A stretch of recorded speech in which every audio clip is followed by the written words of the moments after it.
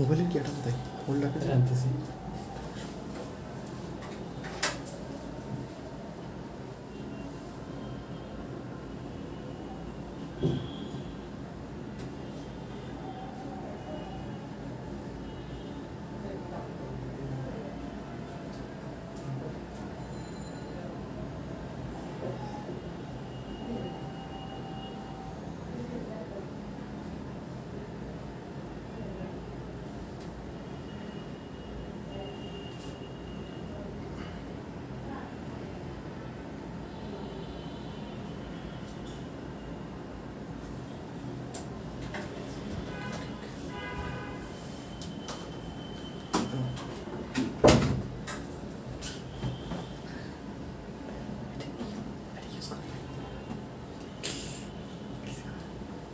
감사감사는 까먹기도 감사감사 딱 주도 티셔츠 얘기하고 이런 거 되게 아무리 스타일 나는 티셔츠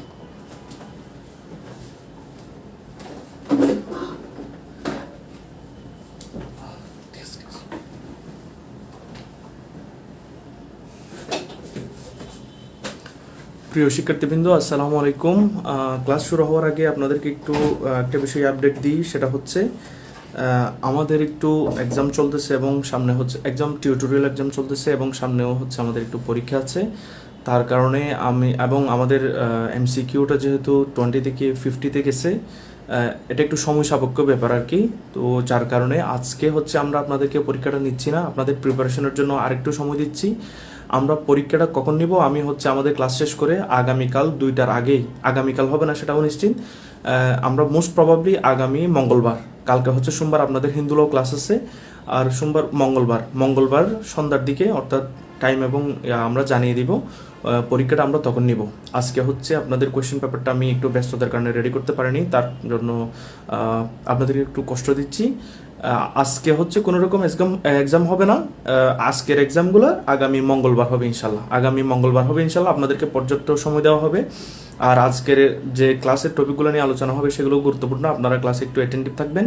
আর যারা এখনো ক্লাসে যুক্ত হয়নি, আমরা বেশিক্ষণ সময় ওয়েস্ট করব না, তাদেরকে একটু মেনশন করুন, তারা যেন দ্রুত ক্লাসে চলে আসে। আর এর বাইরে আপনাদের কোনো প্রশ্ন থাকলে আপনারা কমেন্টে করে ফেলুন, আমি আপনাদের প্রশ্নগুলো নিচ্ছি। জাস্ট 2 মিনিটের মধ্যে আমরা হচ্ছে ক্লাস শুরু করে দেবো ইনশাল্লাহ।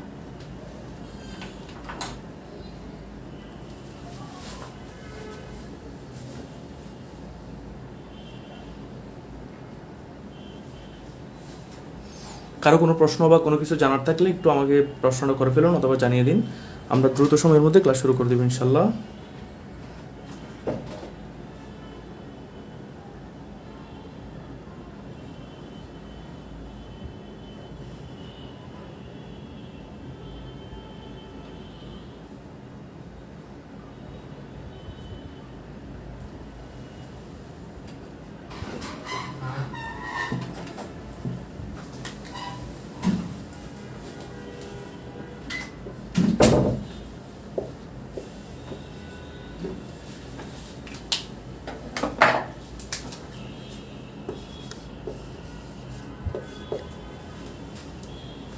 ঠিক আছে,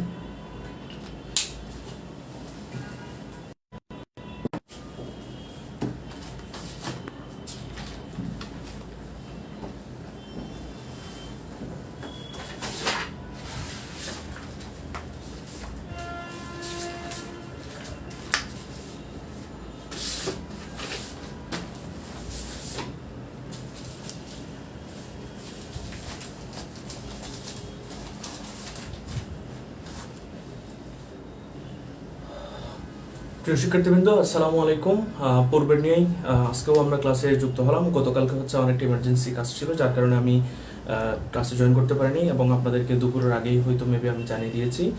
তো আজকে হচ্ছে আরেকটু সমস্যা হয়েছে, সেটা হঠাৎ করে আমাদের ইউনিভার্সিটির শিডিউলটা চেঞ্জ হয়েছে, যার কারণে আমি ক্যাম্পাস থেকে শহরে আসতে আমার জাস্ট একটু দেরি হয়েছে আর কি। আশা করি আপনারা ক্ষমা দৃষ্টিতে দেখবেন। By preferential gift or validity নিয়ে একটু বলবেন। বাই প্রিফারেন্সিয়াল গিফট ভ্যালিডিটি অবশ্যই বলবো। আমরা এখানে যখন বলবো তখন আপনারা হয়তো সেগুলো দেখবেন, কারণ আমরা গত ক্লাসে গিফটের সব কিছু আলোচনা করিনি।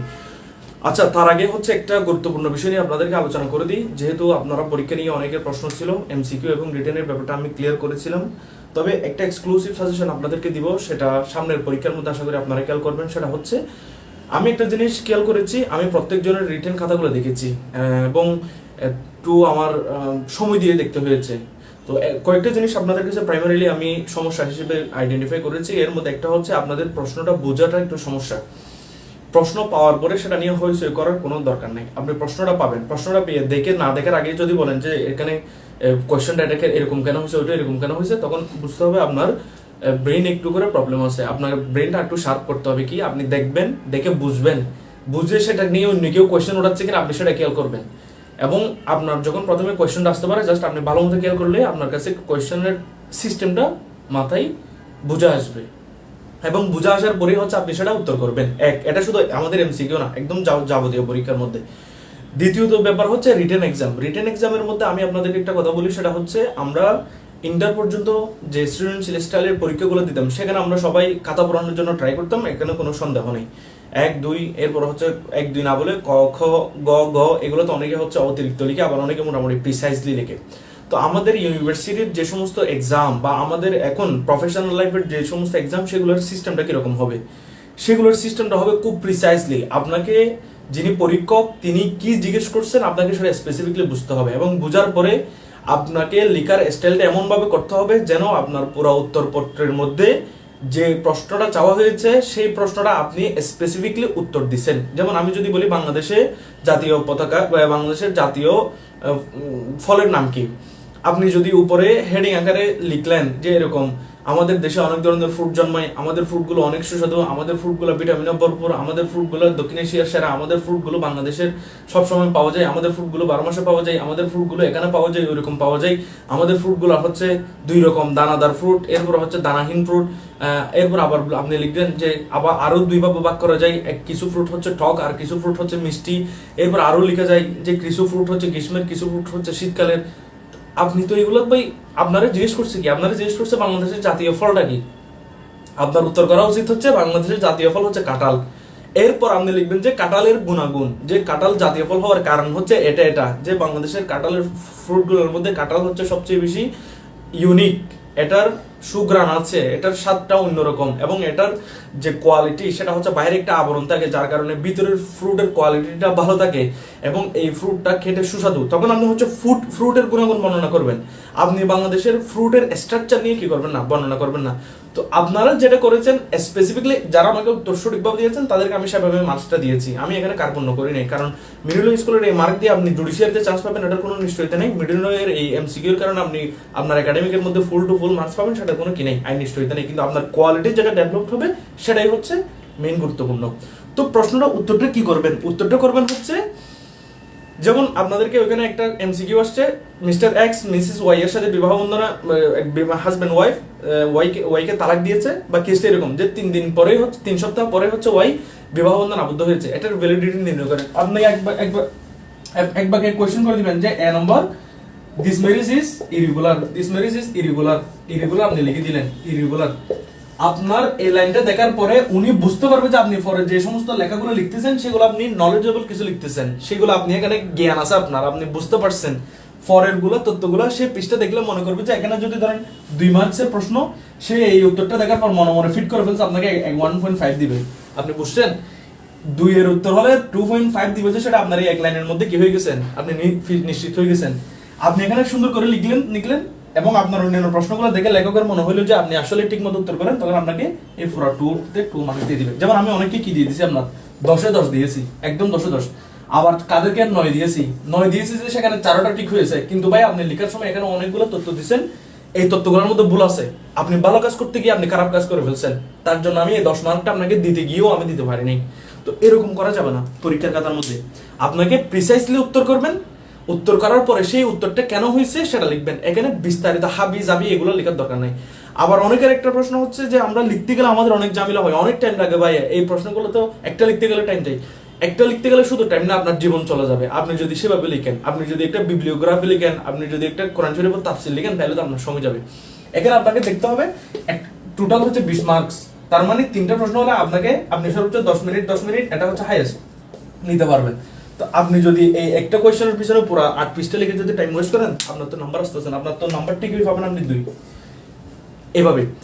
আর এটা হচ্ছে আপনার যেগুলো এমসিকিউ টাইপের কোয়েশ্চেন আসবে, ভ্যালিডিটি নির্ণয় করার আসবে সেগুলা।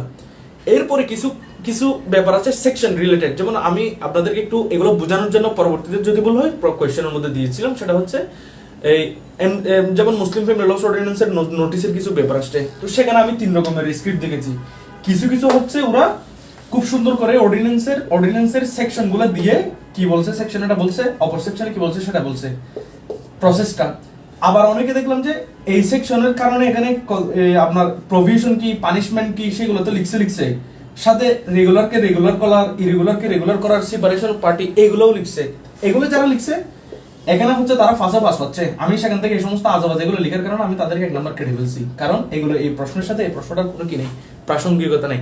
আপনি যখন এই কাজটা করতে গেছেন তখন আপনি এখানে অনেকগুলো ভুল করে ফেলছেন। তো লিমিট যখন ক্রস করছেন এবং ভুল করছেন, তার মানে আপনার এখানে মার্কস কাটা যাবে 2। আবার আরেকটা ট্রিক্স হচ্ছে, অনেকে সেকশন দিবেন 2 কিন্তু এখানে লিখছেন যে হচ্ছে সেকশন সাইডের তথ্যগুলো আপনি 2 এর মধ্যে লিখে দিবেন। আপনার যদি কনফিউশন অ্যারাইজ হয় তখন আপনি সেকশনটা উল্লেখ না করে আপনি কথাটা লিখে ফেলেন, কিন্তু আপনি যখন এই সেকশন 2 এর মধ্যে যখন সাইডের তথ্য দিচ্ছেন, তার মানে আপনি একটা সরাসরি ভুলটাকে আইডেন্টিফাই করে দেখাই দিচ্ছেন, আপনি জানেন না সেটা। তখন হচ্ছে আপনি যেখানে সেকশন না লিখলে 2 এর জায়গায় 1 পাইতেন, সেখানে ভুল সেকশন লেখার কারণে আপনি 0 মার্কস পেয়ে যাচ্ছেন। এগুলো করা যাবে না। এই হচ্ছে অবস্থা। আশা করি সামনের যে সমস্ত রিটেন এক্সামগুলো হবে সেগুলোতে আপনারা এই ব্যাপারগুলো খেয়াল রাখবেন এবং আপনাদের ভুলের মাত্রাটা আরো কমবে। আর পরীক্ষার স্ক্রিপ্ট যে যতটুকু পাবেন সেগুলো নিয়ে কি করবেন, সন্তুষ্ট থাকবেন। আল্লাহ তাআলা কোরআনের মধ্যে বলছেন ওয়াকাদ ফাদ্দালনা, আমি অর্থটা বলি, সেটা হচ্ছে যে আমি নবীদের কাউকে কারো উপর মর্যাদা দান করেছি। আপনি কথাটার গুরুত্ব বুঝেন? যে আল্লাহ সরাসরি বলছে আমি নবীদেরকে, যারা হচ্ছে আল্লাহর সবচেয়ে কাছের, পৃথিবীতে আল্লাহ যাদেরকে সরাসরি হেল্প করছে তাদের মাঝে একটা ডিস্টিংশন করছে। মূসা কলিমুল্লাহ, তারপর হচ্ছে ঈসা রুহুল্লাহ, মুহাম্মদ হাবিবুল্লাহ।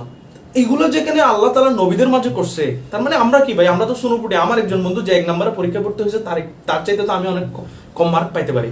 অথবা যে 1 নম্বর ব্রিলিয়ান্ট, সে তো আবার পরীক্ষার মধ্যে একটু কম পাইতে পারে। এটাই তো পরীক্ষা। তো এই পরীক্ষাগুলো নিয়ে আপনি বলবেন যে অমুক কেন বেশি পাইছে, অমুক কেন কম পাইছে, আমি তো উঠছেই মনে হয় ভালো লিখছি। এগুলো নিয়ে আসলে এগুলো যখন এগুলো করেন, এগুলো একটা নেগেটিভ ইফেক্ট হয়। এই হচ্ছে অবস্থা। পরীক্ষাটাকে পুরোটাই পরীক্ষার মতো করে দেখতে হবে। প্রফেশনালিজম, আপনাকে যদি প্রশ্ন করছে আপনি উত্তর দিবেন, উত্তর দিয়ে খালাস। আপনার যদি কোনো প্রশ্ন থাকে আপনি পরীক্ষাকে জিজ্ঞেস করবেন, স্যার আমি এটা বুঝি নাই, আমাকে একটু সাজেশন দেন, খালাস। আপনি অমুক কেন কত পাইছে, ওইটা কেন পাইছে, এগুলো নিয়ে প্রশ্ন করার দরকার নাই। আর অমুকের স্ক্রিপ্টগুলো হচ্ছে আমানত। আমার কাছে যে স্ক্রিপ্ট আসছে সেটা আমানত, আমারটা আপনি চাইতে পারেন না। আপনি আপনার বন্ধুর থেকে চেয়ে নিতে পারেন যে ভাইয়া ওরটা ভালো হয়েছে, আমাকে একটু, বন্ধু তোমারটা মনে হয় তুমি ভালো মার্কস পেয়েছো, আমি তোমার থেকে একটু দেখতে চাই কিভাবে পেয়েছো, আমাকে দাও। তুমি স্যারকে সরাসরি এগুলো করতে পারেন না। তো এগুলো কেউ করতে থাকলে আমি সেগুলো খুব বেশি মানে স্ট্রংলি বা কাউকে কন্ডেম করতেছি সেরকম না, জাস্ট এই ইথিক্সগুলো আমাদেরকে জানতে হবে। এই হচ্ছে অবস্থা। রাব্বি তাওহীদ স্যার, আসসালামু আলাইকুম। স্যার আপনাকেও ওয়ালাইকুম আসসালাম ওয়া রাহমাতুল্লাহি ওয়া বারাকাতুহু। আপনি ক্লাসে তাশরিফ নিয়েছেন কিছুক্ষণের জন্য, আপনাকে আমি আন্তরিক পক্ষ থেকে ধন্যবাদ জানাচ্ছি, মিরুল স্কুলের পক্ষ থেকে ধন্যবাদ জানাচ্ছি, মিস মিরুল স্কুলের সকল শিক্ষার্থী যারা ক্লাসে অংশগ্রহণ করেছে তাদের পক্ষ থেকে ধন্যবাদ জানাচ্ছি। ইনহেরিটেন্স ক্লাস কবে হবে এন্ড কয়টা ক্লাস হবে ইনহেরিটেন্সের উপর? আচ্ছা, আজকে হচ্ছে আমরা নেক্সট ক্লাসের যে সমস্ত শিডিউল আছে সেটা দিয়ে দিব। আমরা ইনহেরিটেন্সের উপর মিনিমাম 4টা ক্লাস নেব। সেটার এক্সপ্লেনেশন হচ্ছে, একটা হচ্ছে আমরা শেয়ার এগুলো নিয়ে আলোচনা করব, একটা ক্লাসের দ্বিতীয় ক্লাসও হচ্ছে ডক্টরির যে সমস্ত আছে সেগুলো নিয়ে আপনাদেরকে আলোচনা করব, আর 2টা ক্লাস হচ্ছে শুধু ম্যাথ করাবো, আপনাদেরকে শুধু ম্যাথ দেখাবো, ম্যাথগুলো কিভাবে করতে হয় সে নিয়ে আলোচনা করব। আর কখন হবে সেটা হচ্ছে আমরা তো ওই যেটা মেইন শিডিউল দিয়েছিলাম যখন অ্যানাউন্সমেন্টটা হচ্ছিল, ওইটা একটু আপনারা চেক করেন, তাহলে কখন আমাদের ক্লাসটা শেষ হচ্ছে সেই ব্যাপারে একটু আইডিয়া নিয়ে নিতে পারবেন। এরপর আসলে আসসালামু আলাইকুম ভাই, নেক্সট টপিক ইনহেরিটেন্স শুরু করলে আমাদের জন্য অনেক ভালো হবে ভাইয়া, আর স্পেশালি সিইও স্টুডেন্টের জন্য প্লিজ আগে ইনহেরিটেন্স শুরু করিয়েন। সেটা তো ভালো পরামর্শ, কিন্তু এখানে সবকিছুর তো একটা কিছু জিনিসের ভালো দিক থাকে, তেমনি ভাবে কিছু জিনিসের খারাপ দিকও থাকে। যেহেতু আমাদের মিনিলো স্কুলের এই কোর্সের মধ্যে অন্যান্য ইউনিভার্সিটির অনেকগুলো স্টুডেন্টস আছে, আমাদের ফার্স্ট ইয়ারে যারা অলরেডি পরীক্ষার্থী আছে সেরকমও আছে, তারপর হচ্ছে অনেকে পরীক্ষা দেয় নাই, জাস্ট শুরু করতেছে মুসলিম ল, সেরকমও আছে। সুতরাং কম্বিনেশনটা একটু করতে হবে। আর আপনাদের ফাইনাল পরীক্ষা আমি যতটুকু জানি উইদিন শর্ট টাইম শুরু হচ্ছে না, আপনাদের ফাইনাল পরীক্ষা আরো অনেকদিন পরে যাবে। তো সুতরাং আমি একজনের অধিকারটাকে প্রায়োরিটি দিয়ে অন্যজনকে একটু খুব বেশি ক্ষতিগ্রস্ত করার পক্ষপাতী নই, তবে যদি কম্বিনেশনটা করা যায় তাহলে আমরা সেভাবে করার জন্য চেষ্টা করব। ঠিক আছে, তাহলে আমরা আর সময় নষ্ট করছি না, আমরা সরাসরি ক্লাসে চলে যাচ্ছি। আর আপনাদের বন্ধু বান্ধব যারা এখনো জয়েন হয়নি তাদেরকে একটু মেনশন করে দিন, তারা যেন ক্লাসে যুক্ত হয়ে যায়। আচ্ছা ঠিক আছে, গত ক্লাসের আমরা গিফটের একটা অংশ শেষ করেছিলাম। এখন আমাদের জন্য অবশিষ্ট ছিল হচ্ছে কিছু কিছু টার্ম, সেগুলো হচ্ছে হিবা বিল এওয়াজ। হিবা বিল এওয়াজ, আমার কথা শোনা যাচ্ছে কিনা, ক্লিয়ার কিনা একটু আমাকে জানান, কারণ আমার আজকের স্পিকারটা একটু অনুপস্থিত, আমি লাউডলি বলতেছি, একটু খেয়াল করবেন। আর আমি যেগুলো পড়াচ্ছি সেগুলো আপনি যদি নোট করেন তাহলে আপনি 50% সফল, আর যদি আপনি নোট না করেন তাহলে আপনার চান্সে বা আপনার সফল হওয়ার চান্সটা 10%। কারণ মানুষ, আরবিতে একটা কথা আছে, আফাতুল ইলমি আন নিসিয়ান, জ্ঞানের সবচেয়ে বড় বিপদ হচ্ছে ভুলে যাওয়া। আরেকজন আমাদের হুজুর ক্লাসে বলেছিলেন, মানুষের মর্যাদা কোথায়? মানুষের মর্যাদা হচ্ছে মানুষ ভুলে যায়। সে কারণে আমিও যদি কিছু না বলি, আপনিও যদি কোনো কিছু না বলেন, আমার বন্ধু যদি কিছু না বলে, তাহলে ভাই আমরা যেটা বলবো সেটাই তো আমাদের মাথায় থেকে যাবে, তাহলে আমাদের মর্যাদার কোথায় আসলো? সুতরাং এখানে পরিশ্রমটা হচ্ছে গুরুত্বপূর্ণ। আপনি যদি ক্লাসে নোট করেন, আপনি আজকে হয়তো সবকিছু নাও বুঝতে পারেন, কিন্তু পরের ক্লাসে যখন ক্লাসটা আবার রিপিট করে দেখবেন, তখন দেখবেন যে আপনি অন্তত কি কি পড়াইছি আমরা, কোন একটা পরীক্ষার জন্য কি কি গুরুত্বপূর্ণ সেটা আপনার কাছে একটা কি থাকবে, নোট থাকবে। আচ্ছা, কথা অনেক বলেছি, ক্লিয়ার ভাইয়া, ধন্যবাদ সবাইকে। হিবা বিল ইওয়াজ, হিবা মানে হচ্ছে আপনার গিফট, আর এটার অর্থ হচ্ছে বাংলা করলে দ্বারা, আর ইওয়াজ মানে হচ্ছে কনসিডারেশন।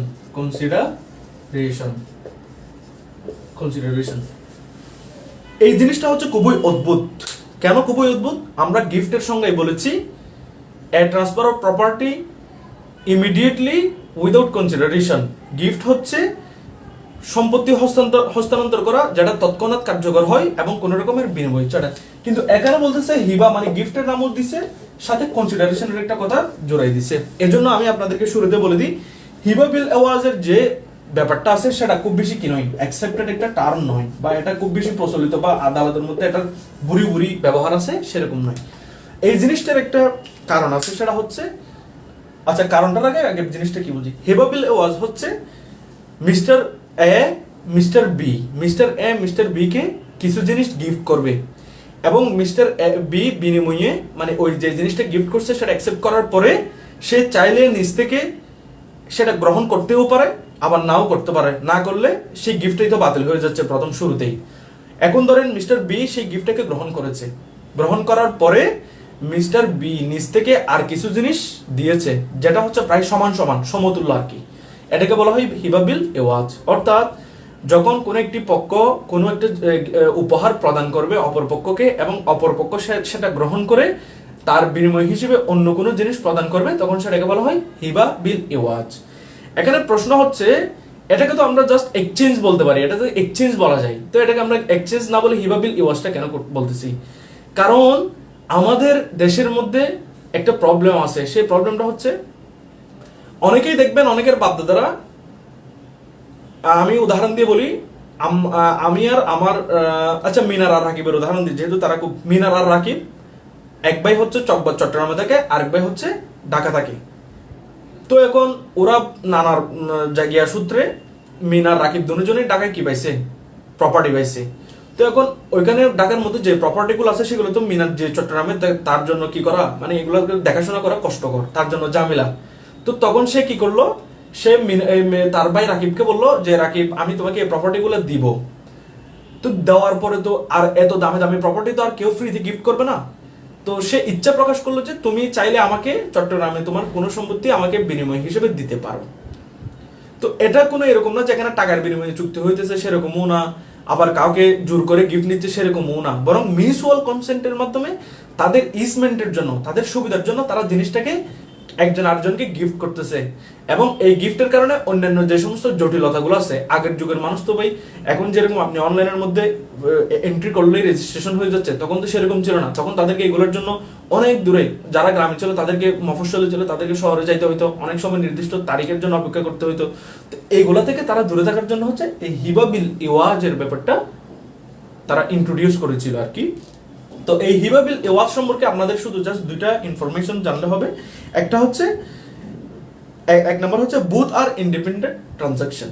এখানে গিফট মিস্টার এ দিচ্ছে মিস্টার বি রিসিভ করছে, আবার মিস্টার বি নিজ থেকে একটা গিফট দিচ্ছে, মিস্টার এ সেটা রিসিভ করতেছে, দুটোটা হচ্ছে আলাদা আলাদা গিফট। এটা একটা আরেকটার সরাসরি বিনিময় নয়, বরং দুইটা গিফট। আর এই গিফট যে করা হবে সেটা তারা জাস্ট আশার মাধ্যমে, তাদের কথার মাধ্যমে একদম প্রকাশ করতেছে, এটা চুক্তি করে না। দ্বিতীয় নম্বর হচ্ছে ইন্ডিভিডস ইট ইজ তার free consent and after payment of consideration free consent and considerations are necessary. Free consent মানে উভয় পক্ষের মধ্যে আপনার সম্মতি থাকতে হবে, এক পক্ষকে আপনি ইনফ্লুয়েন্স করে ব্ল্যাকমেল করে দুঃখ সুখ বুঝাইয়ে করলে সেটা হবে না। আর কনসিডারেশনটা তো থাকতে হবে। কনসিডারেশন মানে মিস্টার এ দিবে, মিস্টার বি রিসিভ করবে, আবার মিস্টার বি একটা গিফট করবে, মিস্টার সি সেটা রিসিভ করবে। এটাকে বলা হয় হিবাবিল ইওয়াজ, এবং এটা হচ্ছে বৈধ। এটার এক বাক্যের উত্তর হচ্ছে হিবাবিল ইওয়াজ বৈধ। এখন আসেন আরেকটা ব্যাপার পড়াই, সেটা হচ্ছে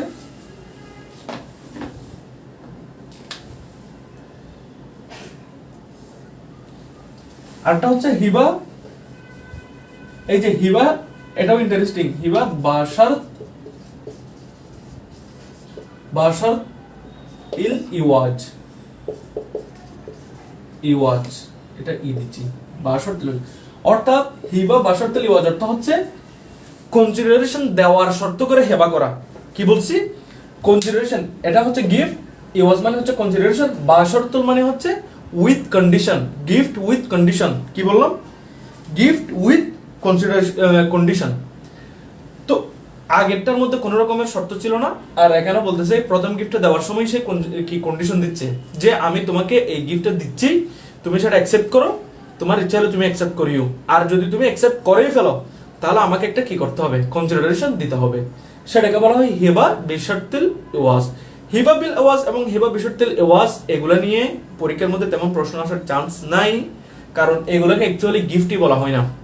অনেকে সেগুলোকে ইন্ডিপেন্ডেন্ট সেল বলছে এগুলো তো বিক্রির মতো, এগুলো অনেকে বলেন হচ্ছে এক্সচেঞ্জ। তো এখানে হিবা বিশর্তিল ইওয়াজের মধ্যে একটা এক্সক্লুসিভ ইনফরমেশন আছে। এক্সক্লুসিভ ইনফরমেশনটা হচ্ছে সাবজেক্ট টু প্রিএমশন।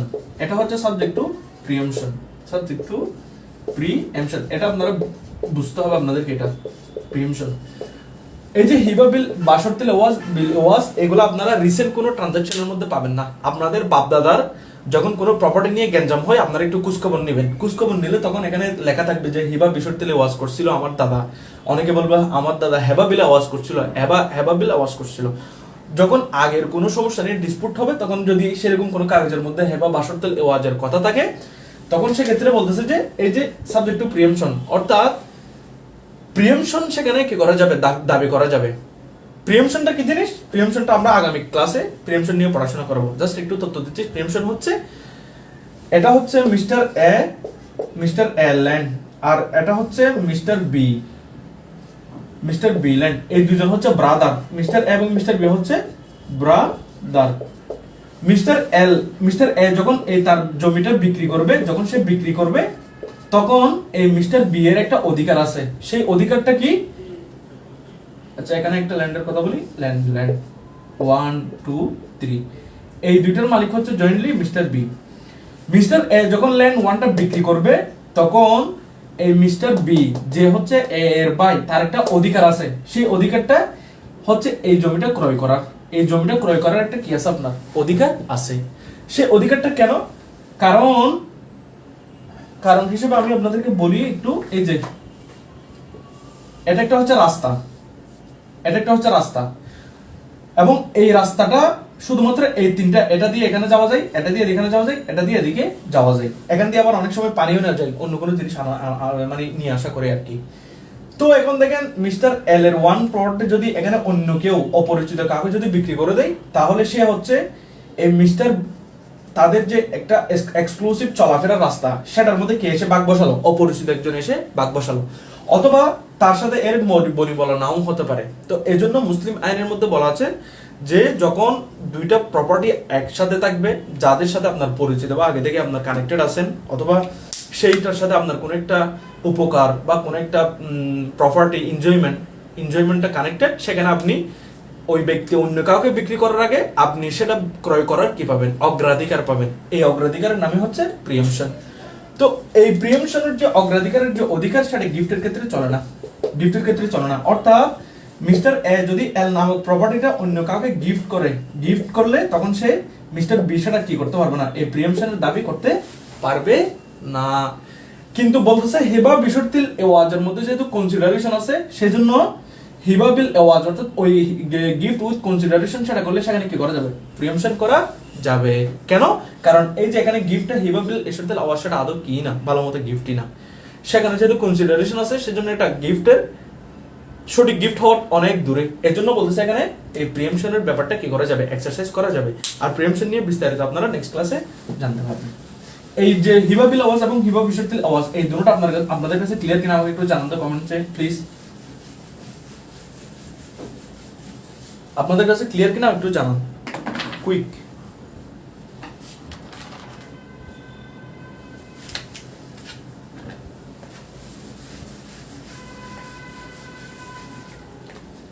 কোনো রেসপন্স তো পাচ্ছি না।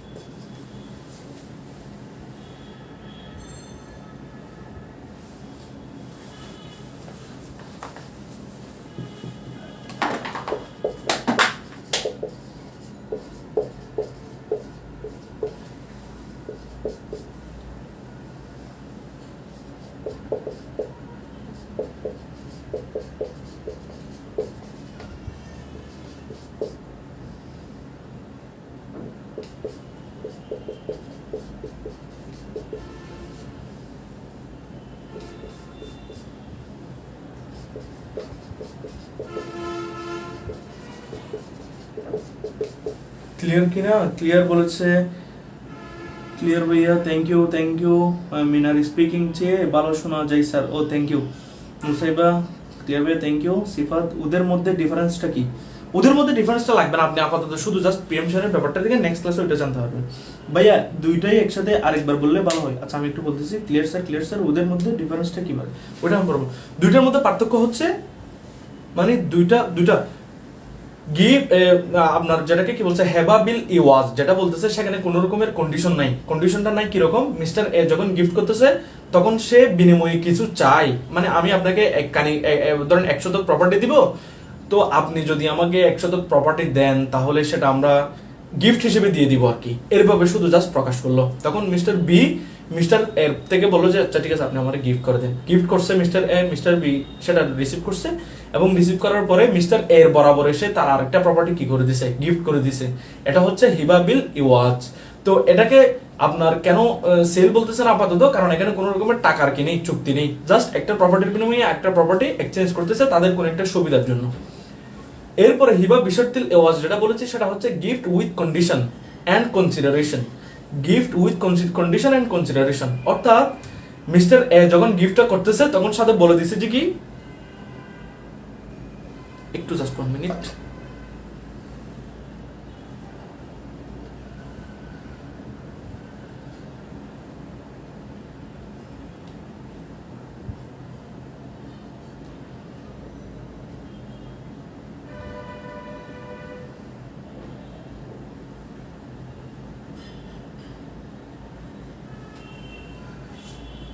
বাসিলিস পরীক্ষা হবে।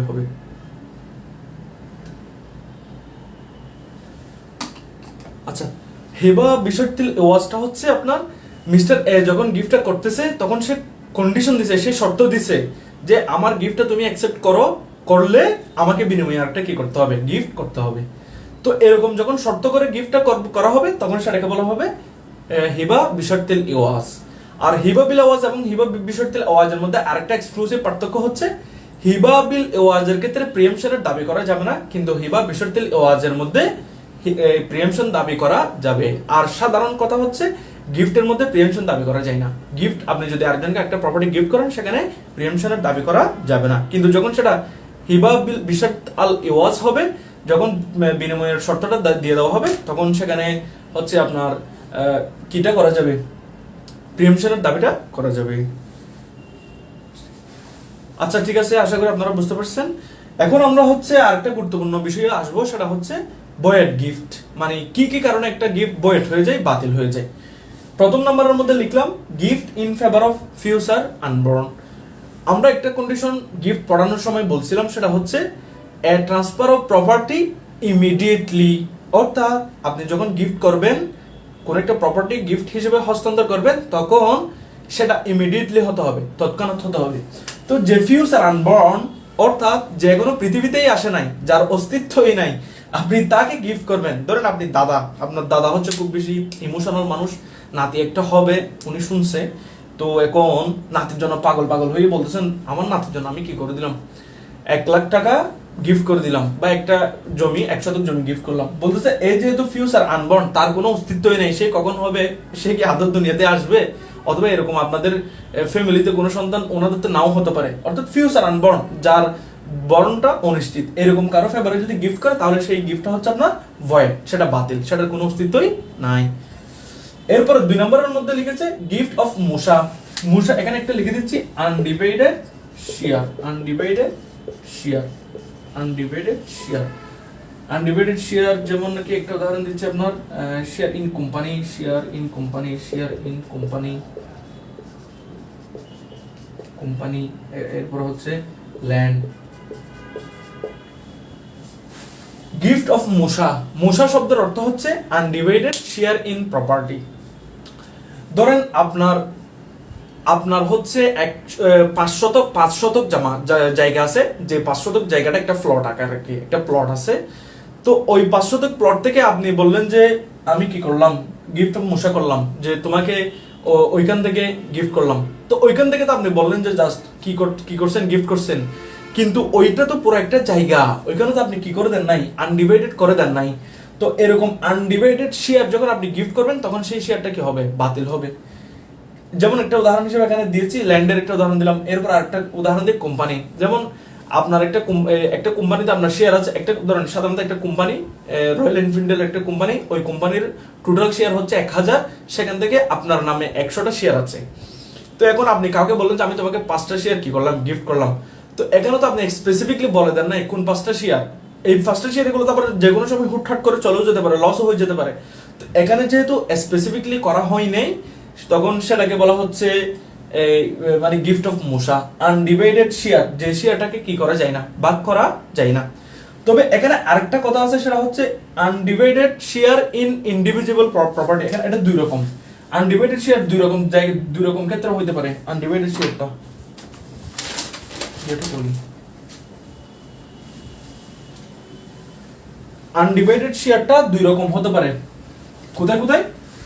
একটা হচ্ছে আপনার এমন প্রপার্টি যেটা হচ্ছে ডিভিজিবল, ডিভিজিবল, ডিভিজিবল মানে হচ্ছে ভাগ করা যায়, যেটা ভাগ করা যোগ্য, ভাগ করার যোগ্য।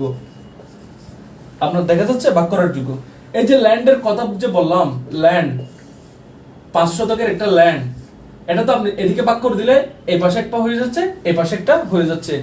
তো আপনি যখন গিফট করবেন, গিফট করার সময় যদি আপনি এরকম ভাগ করে আলাদা করে দিয়ে গিফট না করেন, তখন সেই গিফটটা হবে বাতিল, বয়েড। এর কারণ হচ্ছে এই ল্যান্ডটাকে তো আপনার ডিভিজিবল, ভাগ করার সুযোগ ছিল, আপনি ভাগ না করে দেওয়ার মাধ্যমে আপনার যে অনিচ্ছা, আপনি যে মস্কারি করতেছেন, সেটাই কি প্রকাশ পাচ্ছে।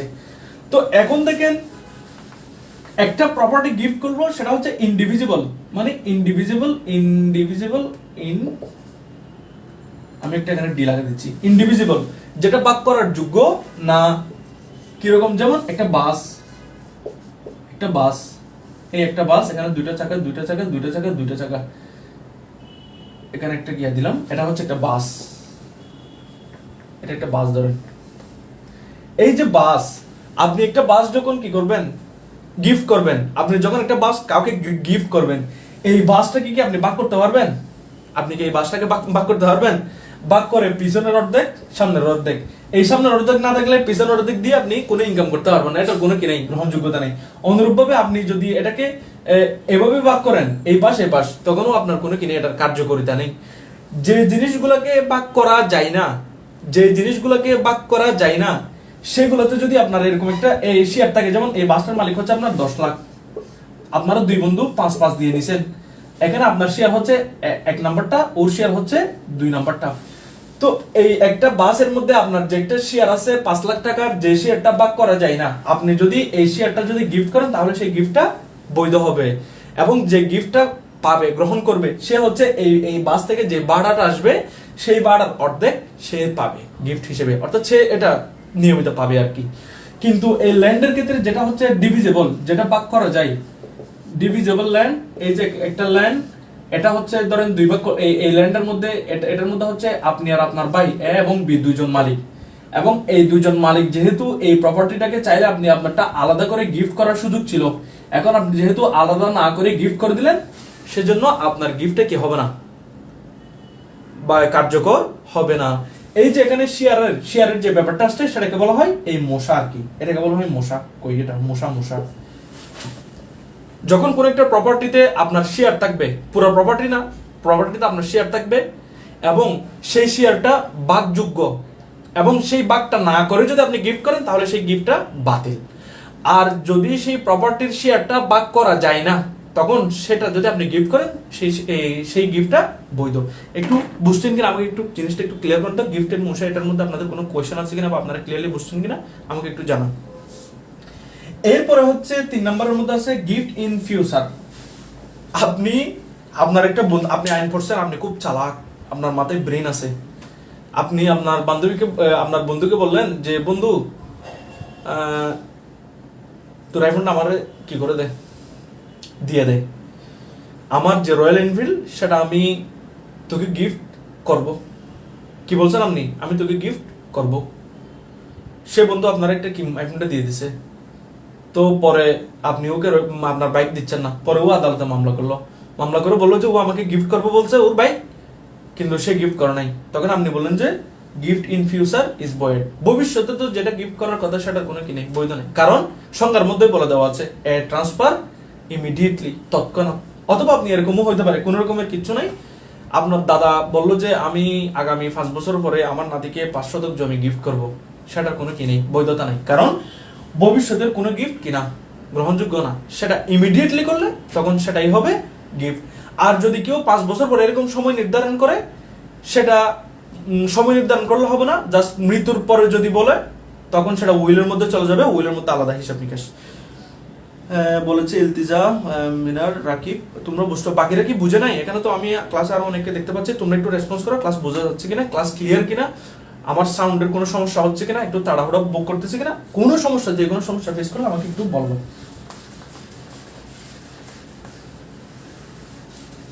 গিফট ইন ফিউচার বয়। এরপরে আরেক রকমের গিফট আছে, সেটা হচ্ছে কন্টিনজেন্ট গিফট। কন্টিনজেন্ট গিফটটা কিরকম? কয়েকজনের জন্য গিফট হিসেবে দেওয়া যায়, ইয়েস, কয়েক বছরের জন্য না, কয়েক বছরের জন্য দেওয়া যায়, কয়েক বছরের জন্য গিফট হিসেবে দেওয়া যায়, সেটা আমরা একটু করে বলবো, সেটা আপাতত রাখো, একটু পরে বলবো। এরপরে যেটা আছে সেটা হচ্ছে কন্টিনজেন্ট গিফট। কন্টিনজেন্ট মানে হচ্ছে একটা জিনিসকে আরেকটা জিনিসের উপর থাক করে রাখা, মানে শর্ত দিয়ে রাখা। যেমন এই যে এই কলমটা আমি ইয়ার উপর রাখলাম, কন্টিনজেন্ট, ঝুলানো। এখন আমি যদি এটা যদি এভাবে যদি উল্টা দিই তাহলে এটা কি হয়ে গেছে, পরে গেছে। উদাহরণস্বরূপ কন্টিনজেন্ট গিফটটা হচ্ছে বন্ধু, তুমি যদি জরিনাকে বিয়ে করো, তুমি যদি জরিনাকে যদি বিয়ে করো, জরিনাকে বিয়ে করলে তোমাকে আমি কি করব, তোমাকে আমি ধরো, তোমাকে আমি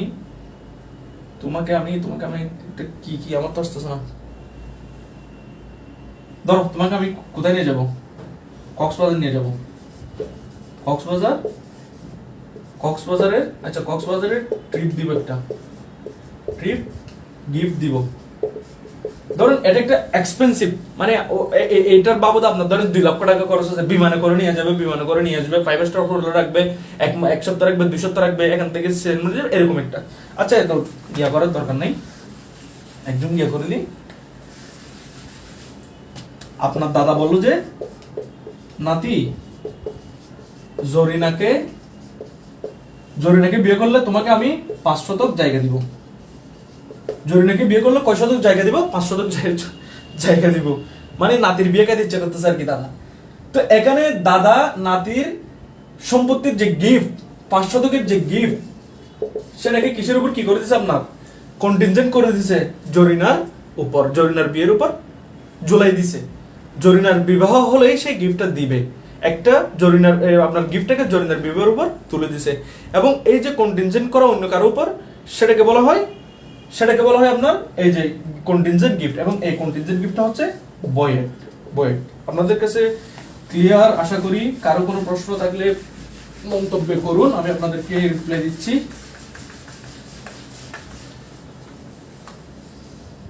আরেকটা হচ্ছে gift with condition.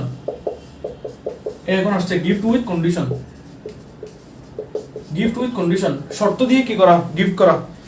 Subject to the happening of any condition or আপনার এই আর কি কন্টিনজেন্সি কন্ডিশন। যেমন নাকি কন্ডিশন দিল যে আমি গিফট দিব 1 লক্ষ টাকা, 1 লক্ষ টাকা গিফট দিব, তুমি কালকে ক্লাসে আসিও না।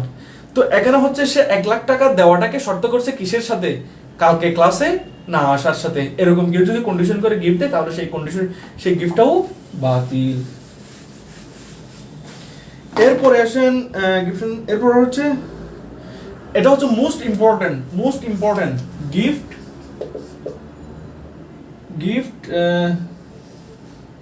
রিজার্ভিং।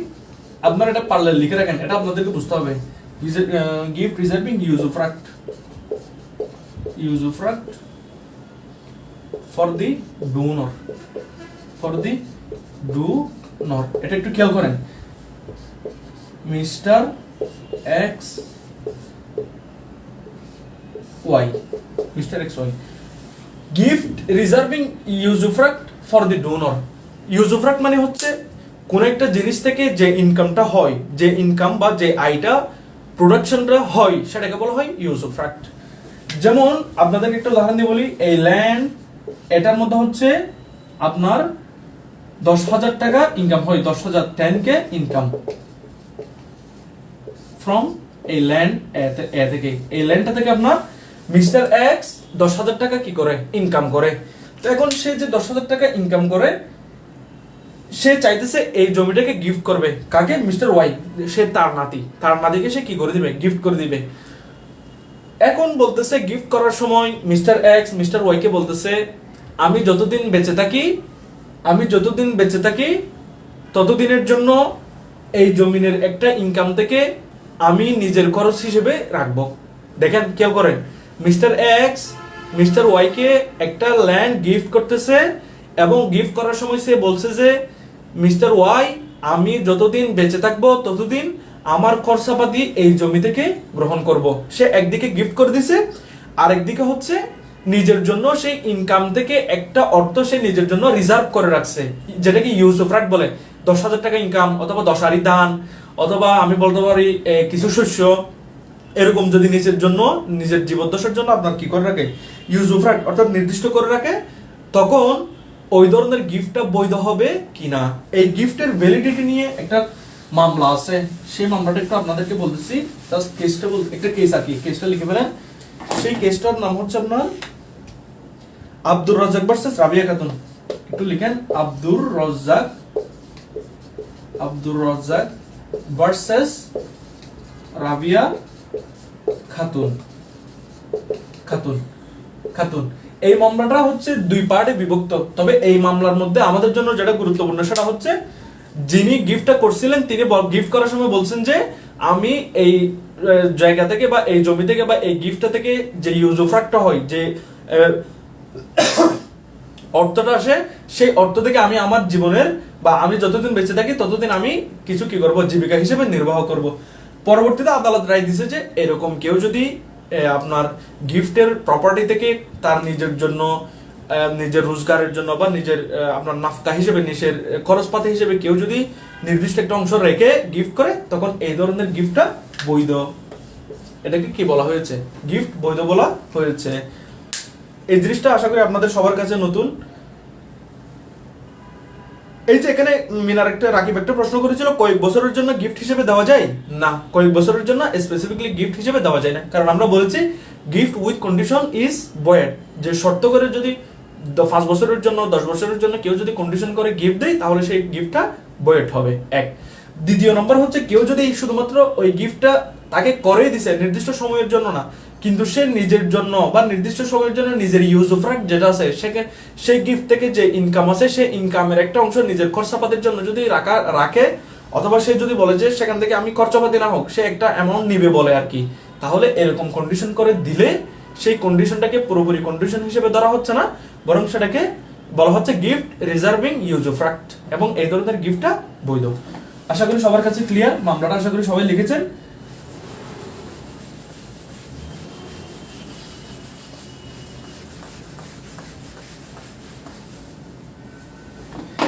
এরপরে আমরা চলে যাব হচ্ছে গিফট ডিউরিং মার্জুল মাউত, এবং এর মাধ্যমে হচ্ছে আমাদের আমরা এরপরে হচ্ছে আরেকটা রিভোকেশন অফ গিফট পড়বো। এই দুটোর মাধ্যমে আমাদের গিফটের আলোচনাটা শেষ হবে।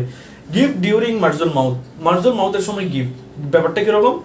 একজন মানুষ তার হচ্ছে আপনার হার্ট অ্যাটাক করেছে, হার্ট অ্যাটাক করে সে ইয়াতে আপনার মেডিকেলের মধ্যে শুয়ে আছে, সে শুয়ে কি কতগুলো চিন্তা করতেছে, সে কতদিন বাঁচবে, সে কতদিন বাঁচবে না, এই সমস্ত আজে বাজে চিন্তা করতেছে। ভাই কন্ডিশনাল গিফট আর কন্ডিশন গিফটের ডিস্টিংশনটা কি? কন্ডিশনাল গিফট হচ্ছে শর্ত মানে যেরকম আমি তোমাকে গিফট করব, বিনিময়ে তুমি আমাকে 10টা টাকা মাস্ট দিবা, এটা হচ্ছে কন্ডিশন। আর একটা হচ্ছে তুমি 10 টাকা দিলে আমি তোমাকে গিফটটা করব, মানে তার 10 টাকা দেওয়াটা যখন আপনার গিফটের উপর নির্ভর, তখন সেটাকে বলা হয় কন্টিনজেন্ট।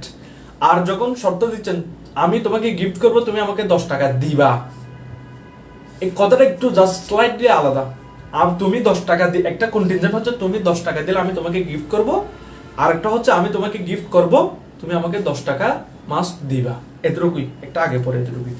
এরপর এখন যেটা বলতেছিলাম গিফট ডিউরিং মার্জুল মাউত, যে বলতেছিলাম যে একজন মানুষ যে হচ্ছে হসপিটালাইজ বা যে ডেথ বেডে আছে, যার শেষ মুহূর্ত চলতেছে, ওই সময়ে যদি সে গিফট করে এবং সেই সুস্থ হওয়ার পরে যদি সেই গিফটটাকে যদি উইথড্র করার জন্য বা সেটাকে বাতিল করার জন্য দাবি করে, তখন সেটার বৈধতাটা কতটুকু?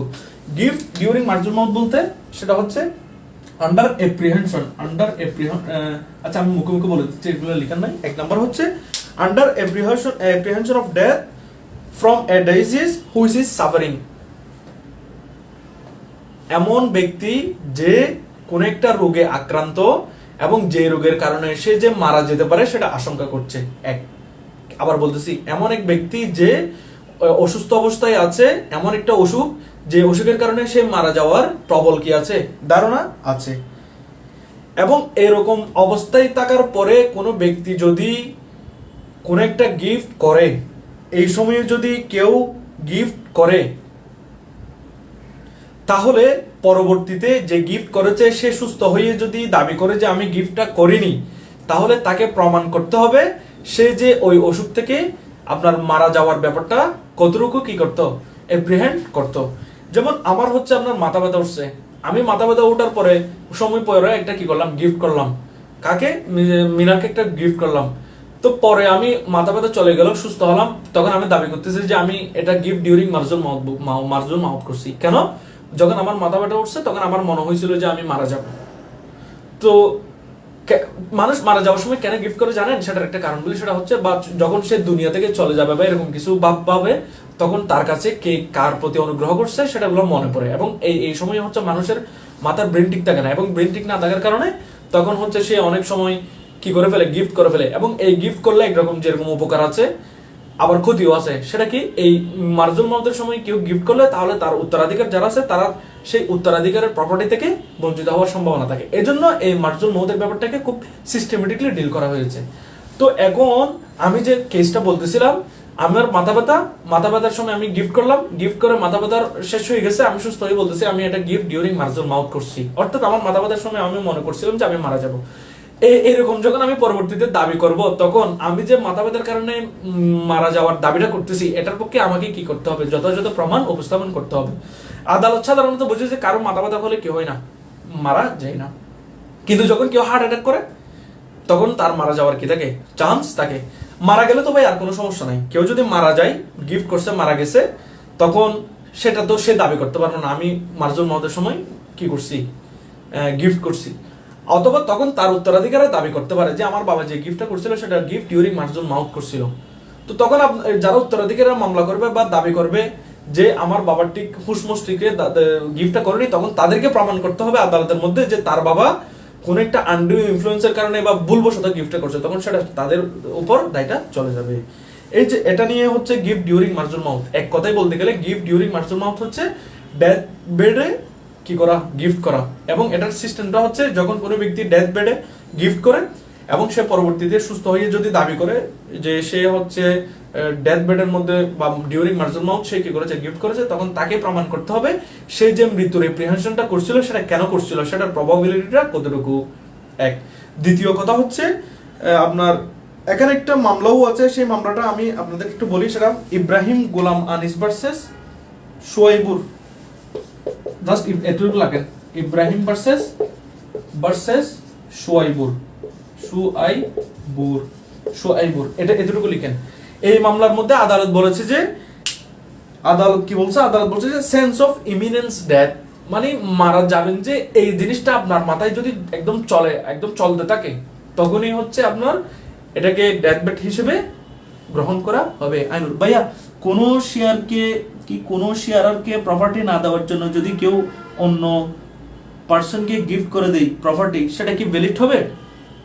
সেটা কখন করতেছে তখন প্রশ্ন। এমনি আপনি তো দাবি করতে পারবেন না যে হিয়ারকে এক্সক্লুড করার জন্য আপনার গিফট করতেছে, সেটা তো আপনার মুখের কথা, এবং এটা তো অদৃশ্য একটা হিসাব নিকাশ। আপনি ওর মনের অবস্থা কেমনে জানেন যে ও আপনার ওকে এক্সক্লুড করার জন্য গিফট করতেছে?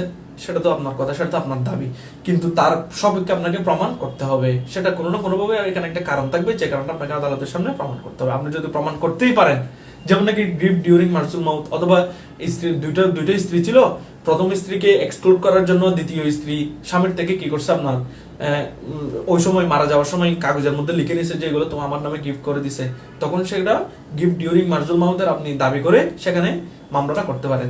আর যদি বলেন যে না, এমনি সাধারণ অবস্থায় উত্তরাধিকারীদেরকে এক্সক্লুড করার জন্য গিফট করছে, তখন সেটা সোলি ডিপেন্ডেন্ট। আমার প্রপার্টি আমি কাকে গিফট করবো সেটা তো ভাই আমার কথা। আমার বয়স এখন 40, আমার তো বোঝার চিন্তা ভাবনা আছে। এখন আমি আমার ছেলেকে একদম এক্সক্লুড করার জন্য গিফট করছি আর কি, সেটা তো আমার অধিকার আছে। আমার প্রপার্টি, আমার দুনিয়ার মধ্যে আমার অধিকার। আমি মারা যাওয়ার পরে হচ্ছে উত্তরাধিকারীর প্রশ্ন, এর আগে কারো কোনো উত্তরাধিকারীর প্রশ্ন করার সুযোগ নাই, দাবি করার সুযোগ নাই। আচ্ছা, এটা আমরা বুঝছি। এখন হচ্ছে আপনারা এগুলো বইয়ের মধ্যে করলে ওই জসিম আলী স্যারের বইটার মধ্যে আরো বিস্তারিত পাবেন, এগুলো আপনারা একটু পরে নেবেন। এখন আসি আমরা হচ্ছে রিভোকেশন অফ গিফট। আমরা যে গিফটের কথাটা বলছি, সেই গিফটটা রিভোক করা যায় আবার, মানে আপনি কোনো একটা গিফট করছেন, সেই গিফট আপনি চাইলে ফিরে আনতে পারবেন। তবে এখানে কয়েকটা শর্ত আছে। প্রথম শর্ত হচ্ছে before delivery of possession. Before delivery of possession, এক লাইনে শেষ, বিফোর ডেলিভারি অফ পসেশন, যে আপনি হচ্ছে প্রপার্টিটা যে ডুনি, আপনি ডোনর যে গ্রহণ করে তাকে বলা হয় ডোনি।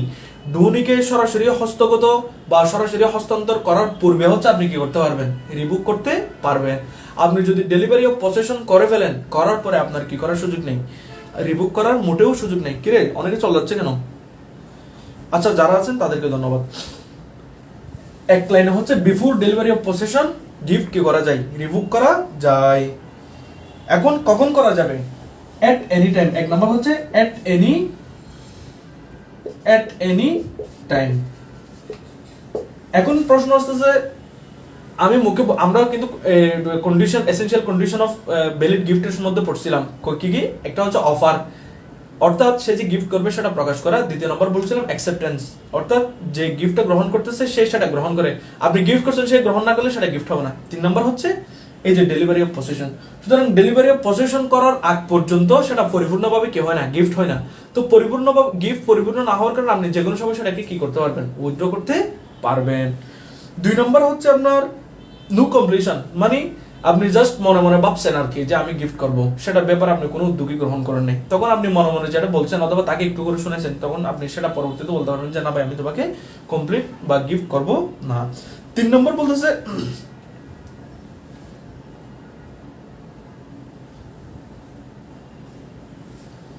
ডেলিভারি অফ পসেশনের পরে, কিসের পরে, ডেলিভারি অফ পসেশনের পরে আদালতের মাধ্যমেও কি করা যাবে না, গিফট রিভোক করা যাবে না। এরপরে আর কয়েকটা আছে, যেমন যদি আপনি হাজব্যান্ড এবং ওয়াইফকে গিফট করে, অর্থাৎ হাজব্যান্ড ওয়াইফকে একটা গিফট করছে, আবার ওয়াইফ অথবা কোনো কেসে ওয়াইফ হাজব্যান্ডকে গিফট করছে। হাজব্যান্ড এবং ওয়াইফ যদি পরস্পর গিফট করে তাহলে সেই গিফট রিভোক করতে পারবে না। এটা আপনারা সবাই মাথার মধ্যে ঢুকাই ফেলবেন। আপনার হাজব্যান্ড আপনাকে একটা গিফট করছে, পরের দিন আসি যদি বলে যে আমি তোমাকে গিফট করছিলাম, সেগুলো খুশির টেলে করে ফেলছি, এখন আমি আসলে আমার মনে ছিল না, এই সমস্ত কথাগুলো চলবে না। এর পেছনে একটা কারণ হচ্ছে হাজব্যান্ড ওয়াইফ গিফট করার পরে সেটা যদি রিভোক করার সুযোগ দেওয়া হয়, তখন তাদের মাঝে তাদের দাম্পত্য জীবনে অনেক হতাশা চলে আসবে, মানে একজন অপরজনকে অবিশ্বাস করা শুরু করবে, তাদের মনের মধ্যে মনোমালিন্য সৃষ্টি হবে।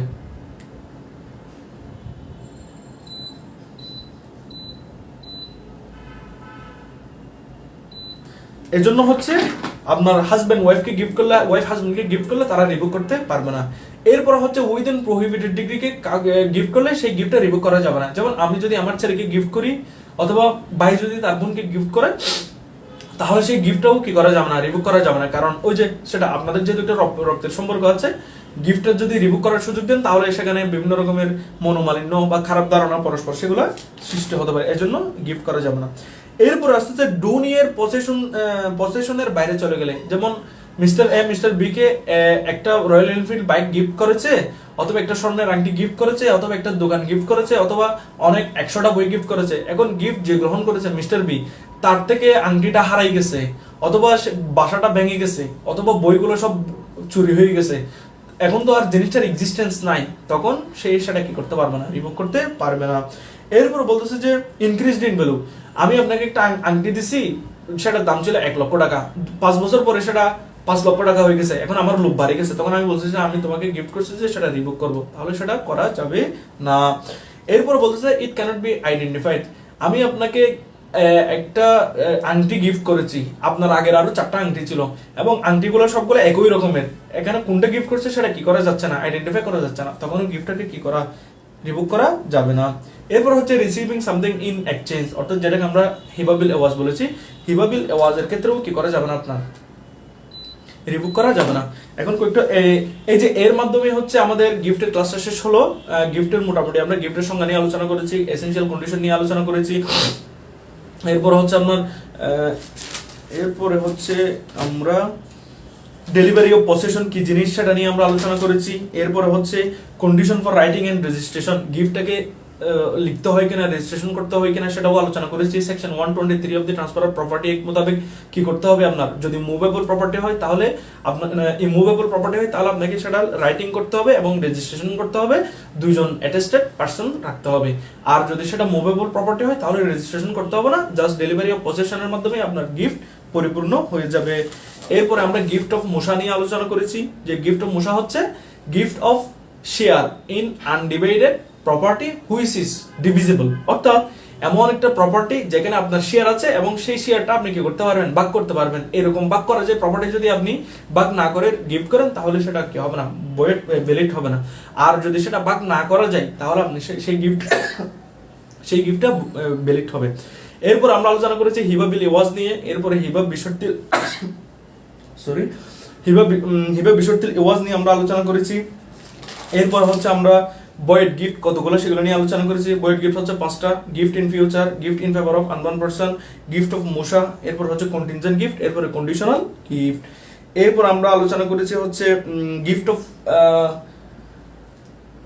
কন্টিনজেন্ট গিফট, সেগুলোতে আলোচনা করেছি। এরপর হচ্ছে gift reserving ইউসুফ্রাক্ট of the property, সেটা নিয়ে আলোচনা করেছি, যে একজন মানুষ চাইলে এমন জিনিস গিফট করতে পারবে এবং গিফট করার সময় সে ওই জমিটার বা ওই প্রপার্টির যে প্রোডাকশন সেটা নিজের জন্য, অর্থাৎ সে কিছুদিনের জন্য সেটা কি করতে পারবে, রিজার্ভ করতে রাখতে পারবে। এরপর আলোচনা করেছি গিফট ডিউরিং মার্জুল মাউথ, ডেথ বেডের মধ্যে যদি কেউ গিফট করে তাহলে সেটা কখন কিভাবে করা হবে সেটা আমরা বলেছি এবং কয়েকটা কেসও বলেছি। সর্বশেষ গিফট রিভোক করা যায় কখন, before delivery of possession, delivery of পসেশনের পূর্বে আপনি যে কোনো সময় গিফট রিভোক করতে পারবেন, কিন্তু ডেলিভারি অফ পসেশনের পরে আপনি কি করতে পারবেন না, কখনো গিফট করতে পারবেন না। আর কিছু ক্ষেত্রে হচ্ছে একদমই করা যাবে না, সেটা হচ্ছে হাজব্যান্ড ওয়াইফকে গিফট করলে অথবা ওয়াইফ হাজব্যান্ডকে গিফট করলে, উইদিন প্রহিবিটেড ডিগ্রি কাউকে গিফট করলে, জিনিসটা আইডেন্টিফাই করা সম্ভব না হলে, এরপর হচ্ছে জিনিসটা নষ্ট হয়ে গেলে গিফট কি করা যাবে না, রিভোক করা যাবে না। এই বিষয়গুলো নিয়ে যদি আপনারা একটু পড়াশোনা করেন, একটু ভালো মতো দেখাশোনা করেন, গিফটের উপর আপনাদের 100 প্রিপারেশন। এখন একটা আমরা প্রশ্ন দেখি, এখানে আর কারো কোনো প্রশ্ন থাকলে একটু করে ফেলেন, আমরা এরপর হচ্ছে ওয়ার্কফেয়ার চলে যাব। হেয়ার কে গিফট করা যায়, স্ট্রেঞ্জার কে গিফট করা যায়? অবশ্যই আপনি উত্তরাধিকারী কাউকে গিফট করেন, স্ট্রেঞ্জার কাউকে গিফট করেন, এখানে কোনো প্রবলেম নাই। আপনার প্রপার্টি আপনার যাকে ইচ্ছা তাকে গিফট করতে পারবেন। 3 নম্বর বলছে যে তালাক এ যেমন বললে সিরিয়াস ব্যাপার আছে, যে বললেই তালাক হয় গিফটের ক্ষেত্রে কি এমন কোনো সিরিয়াসনেস আছে নাকি যে মুখে বললে ওই গিফটটা দেওয়া বাধ্যতামূলক হয়? না ভাইয়া, তালাকের ক্ষেত্রে তো পড়েছে, কিন্তু আমরা তো এসেনশিয়াল কন্ডিশনের মধ্যে পড়েছি যে গিফট করার সময় 3টা শর্ত পূরণ হতে হবে। একটা হচ্ছে বলা, আরেকটা হচ্ছে গ্রহণ করা, আরেকটার সাথে হচ্ছে ডেলিভারি অফ পসেশন। তো আপনি যদি আপনার বন্ধুকে বলেন, বন্ধু আমি তোমাকে 1 কোটি টাকা গিফট করলাম, আপনার বন্ধু বললো যে আচ্ছা আমি গ্রহণ করলাম, এটা তো হাওয়ার মধ্যে হলো। আপনি তো ওকে 1 কোটি টাকা হাতে হাতে দিলেন না। অথবা আপনি একটা সম্পত্তির জায়গাটা আপনি ডেলিভারি, আমরা বলেছি ডেলিভারি কিভাবে হতে পারে, ডেলিভারি অফ ল্যান্ডটা তো আপনি আর হাতে এনে দিবেন না, বরং আপনি তাকে কাগজপত্র দিয়ে দিবেন, অথবা আপনি সেখানে তাকে চাষ করার সুযোগটা দিয়ে দিছেন। তখন সেটা এরকম কোনো কিছু না করলে, অর্থাৎ ডেলিভারি অফ পসেশন অ্যাকচুয়াল হোক, কনস্ট্রাকটিভ হোক, না হলে সেটা কি হবে না, গিফট হবে না। এরপর বলছে গিফট যখন দিব ওই সময় কি উইটনেস থাকতে হবে প্রপার্টির ক্ষেত্রে? গিফট করার সময় উইটনেস থাকতে হবে না ইসলামিক শরীয়ত মোতাবেক। আর আমাদের দেশের মোতাবেক আপনি যখন গিফট রেজিস্ট্রেশন করবেন, কারণ আমাদের দেশীয় আইনে আপনি যদি গিফট রেজিস্ট্রেশন না করেন, তখন সেটার পরবর্তীতে বৈধতা নিয়ে প্রশ্ন আসলে আপনি জটিলতায় পড়তে পারেন। রেজিস্ট্রেশন না করলে গিফট হবে না এটা না, কথা দুইটা। রেজিস্ট্রেশন না করলে গিফট অবৈধ সেটা কোথাও বলা নাই। রেজিস্ট্রেশন না করলেও গিফট বৈধ, কিন্তু আদালতে যখন যাবে তখন রেজিস্ট্রেশন করার প্রশ্নটা আসবে। এবং আপনি যখন এই রেজিস্ট্রেশনের প্রসেসটা ফলো করবেন, তখন হচ্ছে আপনি সেখানে সেকশন 123 মোতাবেক রেজিস্ট্রেশন করবেন, এবং 2জন পার্সন ওখানে অ্যাটেস্টেড, অর্থাৎ তারা যে আপনি যে গিফট করে রেজিস্ট্রেশন করছেন এটা যে তারা দেখছে সেটার সত্যায়িতটা তারা সেখানে করবে, অর্থাৎ তারা লিখবে আর কি। এরপর বলছে মার্জুল মাউতে গিফট করলে সেটা কি উইল হিসেবে কাউন্ট হবে? না। মার্জুল মতে গিফট করে, আচ্ছা গিফট আর উইলের মধ্যে পার্থক্য হচ্ছে, গিফট হচ্ছে যেটা তৎক্ষণাৎ করা হয়, আর উইল হচ্ছে যেটা আপনি করবেন যেটা আপনার মৃত্যুর পরে কার্যকর হবে, অর্থাৎ ওসিয়ত আরবিতে ওসিয়ত, ইংলিশের মধ্যে উইল। তো মার্জুল মতের মধ্যে গিফট করার অর্থ হচ্ছে সে মার্জুল মতের মধ্যে গিফটটা করে প্রপার্টিটা তৎক্ষণাৎ দিচ্ছে, এখানে উইলের প্রশ্ন নেই। আর কেউ যদি মার্জুল মতের সময় উইল করে, সেটা পরবর্তীতে কার্যকর হবে নাকি কার্যকর হবে না, তখন সেটা আমরা উইলের মধ্যে গিয়ে সেটা, অর্থাৎ উইলের মধ্যে গিয়ে আমরা সেটা দেখবো।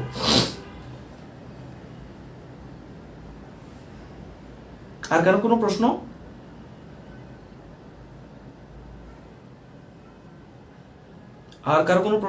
কিরে অনেকে তো চলে যাচ্ছে, ক্লাস তো বেশি হয় নাই। আমরা জাস্ট আর এখন কয়টা 1 ঘন্টা হলো, আমরা জাস্ট আর 20 থেকে 25 মিনিট ক্লাস নেব, আমরা এর মধ্যে ক্লাস শেষ করব, বেশিক্ষণ আপনাদেরকে ডিস্টার্ব করব না। আশা করি সবাই ক্লাসে থাকবেন। ক্লাসে না থাকলে আমার কোনো লস নাই, আমার কোনো ক্ষতি নেই, আমি এমনি ইউনিভার্সিটি থেকে আসছি একটু আপনাদের জন্য। বলেছে হোল প্রপার্টি গিফট করা যায়? ইয়েস, হোল প্রপার্টি কি করা যায়, গিফট করা যায়, কোনো প্রবলেম নেই। কিন্তু একটা কথা হচ্ছে, আপনার হাদিসের মধ্যে বলা আছে it is better to live your years with property, না মানে কি একটা শব্দ আছে, মানে বাংলা বলে বেটার। সেটা হচ্ছে নবী করিম সাল্লাল্লাহু আলাইহি সাল্লাম বলেছেন যে তোমার উত্তরাধিকারীদেরকে ধনসম্পদে এফলান, অর্থাৎ ধনী হিসেবে রেখে যাওয়াটা ভালো তাদেরকে গরিব রেখে যাওয়ার চেয়ে। কারণ আপনি মারা যাওয়ার পরে সেটা তারা ভিক্ষা করবে, এটা তো ভাই ভালো হইতে পারে না। আপনার প্রপার্টি আছে, আপনি তাদের জন্য কিছু রেখে যাবেন, এটা হচ্ছে নিয়ম। ভাই প্রিফারেন্সিয়াল গিফট কি এট প্রেজেন্ট ইফেক্টিভ, ভ্যালিড কিনা, আর ভ্যালিড হলে কোন কন্ডিশনের উপর? প্রিফারেন্সিয়াল গিফট, আচ্ছা প্রিফারেন্সিয়াল গিফট আমার এই মুহূর্তের মাথার মধ্যে বিস্তারিত আমার মাথায় আসতেছে না, সেজন্য আমি আপাতত এটা বলতেছি না, আমি আপনাকে নেক্সট ক্লাসের মধ্যে প্রিফারেন্সিয়াল গিফটটা নিয়ে বলবো। আর আমরা যদি আজকে প্রিফারেন্সিয়াল গিফট নিয়ে আলোচনা করতে যাই, অনেক সময় চলে যাবে, আমরা ওয়াকফের মধ্যে আমাদেরকে ঢুকতে হবে, কারণ ওয়াকফটা অনেক গুরুত্বপূর্ণ। আর খুব বেশি যদি আমরা যদি একটু না পড়ি, তাহলে আমাদের নেক্সট ক্লাসের মধ্যে সেটা আবার বার্ডেন হয়ে যাবে। প্রিফারেন্সিয়াল গিফট আমি আপনাকে বলবো নেক্সট ক্লাসে। এখন আসেন ওয়াকফ, আমরা সরাসরি চলে যাচ্ছি ওয়াকফের মধ্যে।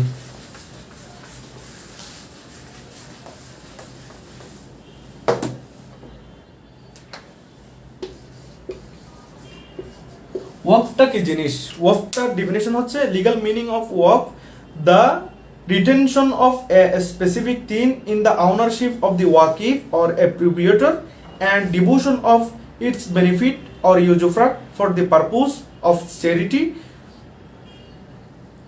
or for other goods. ওয়াকফ হচ্ছে কোন একটা প্রপার্টি, সেটা চ্যারিটি পারপাসে অথবা সাধারণ জনগণের উপকারের জন্য কি করে দেওয়া, ওই প্রপার্টির যে সমস্ত আয় ইনকাম হবে সেগুলা দান করে দেওয়া, মানে ওয়াকফের মধ্যে দানের কথাটা অদৃশ্যভাবে যুক্ত। আবার বলতেছি, ওয়াকফ হচ্ছে the retention of a specific things, কোন একটা নির্দিষ্ট সম্পত্তি রাখা, সেটা আপনার কাছেও রাখতে পারেন অথবা অন্য কারো কাছেও রাখতে পারেন মুতাওয়াল্লি নিয়োগ করার মাধ্যমে। 2, the retention of a specific property, কোন একটা নির্দিষ্ট সম্পত্তি রাখাটা আপনার কাছেও রাখতে পারেন অথবা মুতাওয়াল্লির মাধ্যমেও রাখতে পারেন। কিসের জন্য কি রাখা? সেই প্রপার্টির যে আয় ইনকাম হবে অথবা যে সম্পত্তিটা আপনি দান করতেছেন সেটা ব্যবহার হবে কিসের জন্য? For the purpose of charity মানে দাতব্য সংস্থায়, দাতব্য কাজে, অথবা ফর দ্য রিলিজিয়াস পিয়াসনেস, যে ধর্মীয় কোন একটা প্রতিষ্ঠানে সেটাকে কি করা হবে? ব্যবহার করা হবে। অর পাবলিক গুড, অথবা সাধারণ জনগণের উপকারের জন্য সেটাকে ব্যবহার করা হবে। এই সবগুলোর কি বলা হয়? ওয়াকফ বলা হয়। আবার বলতেছি, the retention of a specific things in the ownership of the waqif or appropriator and devotion of its benefit, usufruct or income for the purpose of charity, public good or religious piousness. আবার বলতেছি, সেটা হচ্ছে ওয়াকফ হচ্ছে কোন একটা property রাখা, কোন একটা নির্দিষ্ট প্রপার্টি রাখা, সেটা আপনার কাছেও হতে পারে অথবা মুতাওয়াল্লির কাছেও হতে পারে। কিসের জন্য? এই মানে কি কি জিনিস? ওই প্রপার্টিটা ব্যবহার করার জন্য, অথবা ওই প্রপার্টি থেকে যে আয় ইনকাম হবে সেটা ব্যবহার করার জন্য। কি পারপাসে? চ্যারিটি অর্থাৎ দাতব্য পারপাসে, অথবা রিলিজিয়াস পিয়াসনেস কোন একটা ধর্মীয় প্রতিষ্ঠানে, ধর্মীয় কোন একটা কাজে, অথবা পাবলিক গুড সাধারণ জনগণের উপকারের জন্য। ভাইয়া এক্সামের সংজ্ঞা ডেফিনিশন গুলা কি হুবহু মিলাই লিখতে হবে? না, সবগুলো মিলাই লিখতে হবে না, কিন্তু সংজ্ঞার যে কন্ডিশন গুলো আছে, যেমন গিফটের মধ্যে যে বলেছিলাম কিছু কিছু সংজ্ঞা আপনাকে মাস্ট যেরকম আছে সেরকম লিখতে হবে। যেমন আপনি যদি গিফটের লিখেন ট্রান্সফার অফ প্রপার্টি ইমিডিয়েটলি, এটার মাধ্যমে গিফট প্রমাণ হবে না, গিফটের সঙ্গে পরিপূর্ণ হবে না, বরং এভাবে বলতে হবে ট্রান্সফার অফ প্রপার্টি ইমিডিয়েটলি, তারপর হচ্ছে আপনার উইদাউট কনসিডারেশন। আর ওয়াকফের মধ্যে আপনি সেটা বলতে পারেন। যেমন আমি এই সংখ্যাটা যদি বাদ দিয়ে বলি যে কোনো একটা সম্পত্তি অথবা সম্পত্তি থেকে যা ইনকাম হয় সেটা ধর্মীয়, দাতব্য অথবা সাধারণ জনগণের উপকারের জন্য দান করে দেওয়া, আপনি এভাবে কি করতে পারেন? লিখতে পারেন ওয়াকফ। এটা আমরা ডেফিনেশনটা শিখলাম। এখন আমরা দেখবো যে essential of waqf. Essentials of waqf, ওয়াকফের জন্য গুরুত্বপূর্ণ এসেনশিয়ালস গুলো কি কি? এক নম্বর হচ্ছে আপনার পার্মানেন্ট কি বলছে? Permanent donation. এক নম্বর হচ্ছে আপনার পার্মানেন্ট ডোনেশন। আপনার একটু এগুলো আমি মুখে বলে দিচ্ছি, আপনারা একটু খাতায় নোট করে ফেলেন, কারণ লিখতে গেলে আমার অনেক দেরি হয়ে যাবে। এক নম্বর হচ্ছে আপনার permanent donation of the property with clear intention.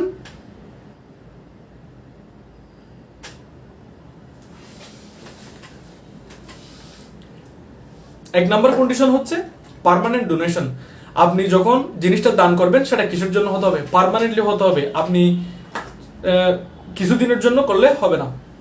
Permanent donation of the property with clear intention, specifically কি কাজের জন্য ব্যবহার করা হবে, অবজেক্ট দুটোটা আপনাকে কি করতে হবে? স্পেসিফিকলি বর্ণনা করতে হবে। প্রথম নম্বর বললাম যে permanent donation of the property with clear intention, এটা হচ্ছে ওয়াকফের প্রথম এসেনশিয়াল। 2 নম্বর হচ্ছে এলিজিবিলিটি হচ্ছে যে ওয়াকফ করবে তাকে বলা হয় ওয়াকিফ। সে ওয়াকিফকে এলিজিবল, যোগ্য হতে হবে কিসের জন্য? ওয়াকফ করার জন্য। সেই যোগ্যতাগুলো কি কি? এক নম্বর হচ্ছে তাকে মেজর হতে হবে। আপনি যদি মাইনর হন তাহলে আপনি ওয়াকফ করতে পারবেন না। আপনার পক্ষ থেকে আপনার গার্ডিয়ান চাইলে কি করতে পারবে? ওয়াকফ করতে পারবে। আপনি মাইনর সরাসরি কি করতে পারবে না? ওয়াকফ করতে পারবে না। 2 নম্বর সাউন্ড মাইন্ড হতে হবে। যে ওয়াকফ করবে তার সুস্থ মস্তিষ্কের হতে হবে। সেই যদি পাগল হয় তাহলে সেই ওয়াকফ বৈধ হবে না। 3 নম্বর বলতেছে তাকে মুসলিম হইতে হবে। অমুসলিমদের থেকে সেটা ওয়াকফ হয় না। অমুসলিমদের থেকে সেটা কি আলাদা একটা কি আছে, মানে হিন্দুরাও ওয়াকফ করে, গিফট সেটা করে, তারা এটার জন্য আলাদা একটা আইন আছে। তবে ওয়াকফ যেটা এক্সক্লুসিভ টার্ম সেটা হয়ে যায় মুসলিমদের জন্য। 3 নম্বর হচ্ছে দ্য পারপোজ ইজ রিলিজিয়ন, যে আপনি যে ওয়াকফ করতেছেন সেটার উদ্দেশ্য হচ্ছে আপনার ধর্ম। ধর্মটা মানে কি এরকম না যে ইসলাম ধর্মের জন্য ব্যবহার করতেছেন সেরকম না, মানে ধর্মীয় উদ্দেশ্য অর্থাৎ স্রষ্টার নৈকট্য হাসিল করা।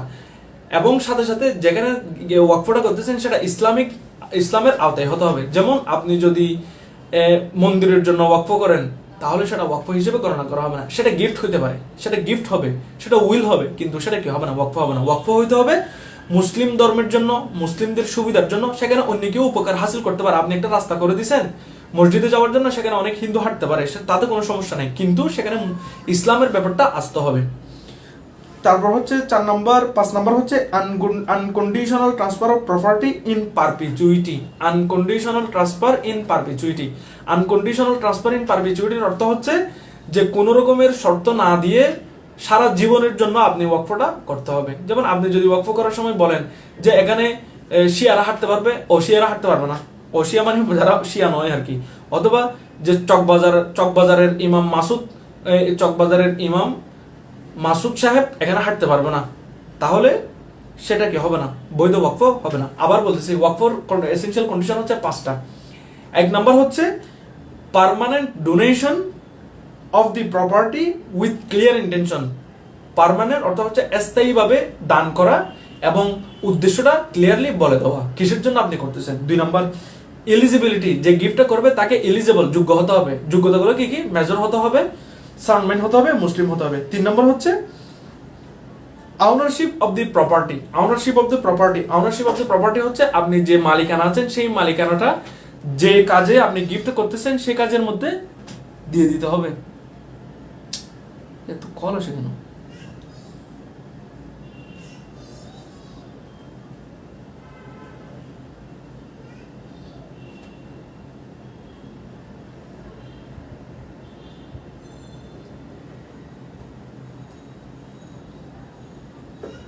আচ্ছা, 3 নাম্বারটা বলে যে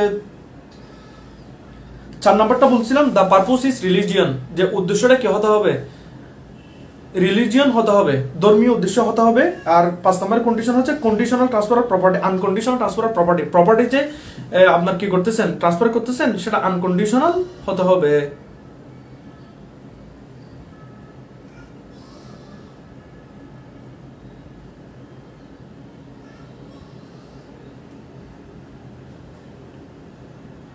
এই যে এই 5টা হচ্ছে আপনার এসেনশিয়াল কন্ডিশন অফ ভ্যালিড ওয়াকফ। ওয়াকফের বৈধ হওয়ার জন্য এটাই হচ্ছে আপনার গুরুত্বপূর্ণ শর্ত আর কি।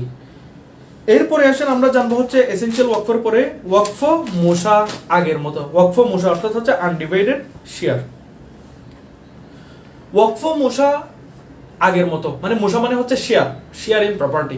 সেই শেয়ার ইন প্রপার্টি সেটা যদি ক্লিয়ারলি নট ডিমার্কেটেড মানে আগের মতো, সেটা যদি স্পেসিফিকলি আপনি নির্দিষ্ট করে না দেন তাহলে সেই ওয়াকফটা বৈধ হবে না। অর্থাৎ প্রপার্টিটাকে চাইলে আপনি আলাদা আলাদা করে ভেঙে ঠিক করে দিতে পারেন। এখন আপনি যদি সেটা ঠিক না করে, মার্ক না করে যদি আপনি ওয়াকফ করেন তাহলে সেই ওয়াকফটা বৈধ হবে না।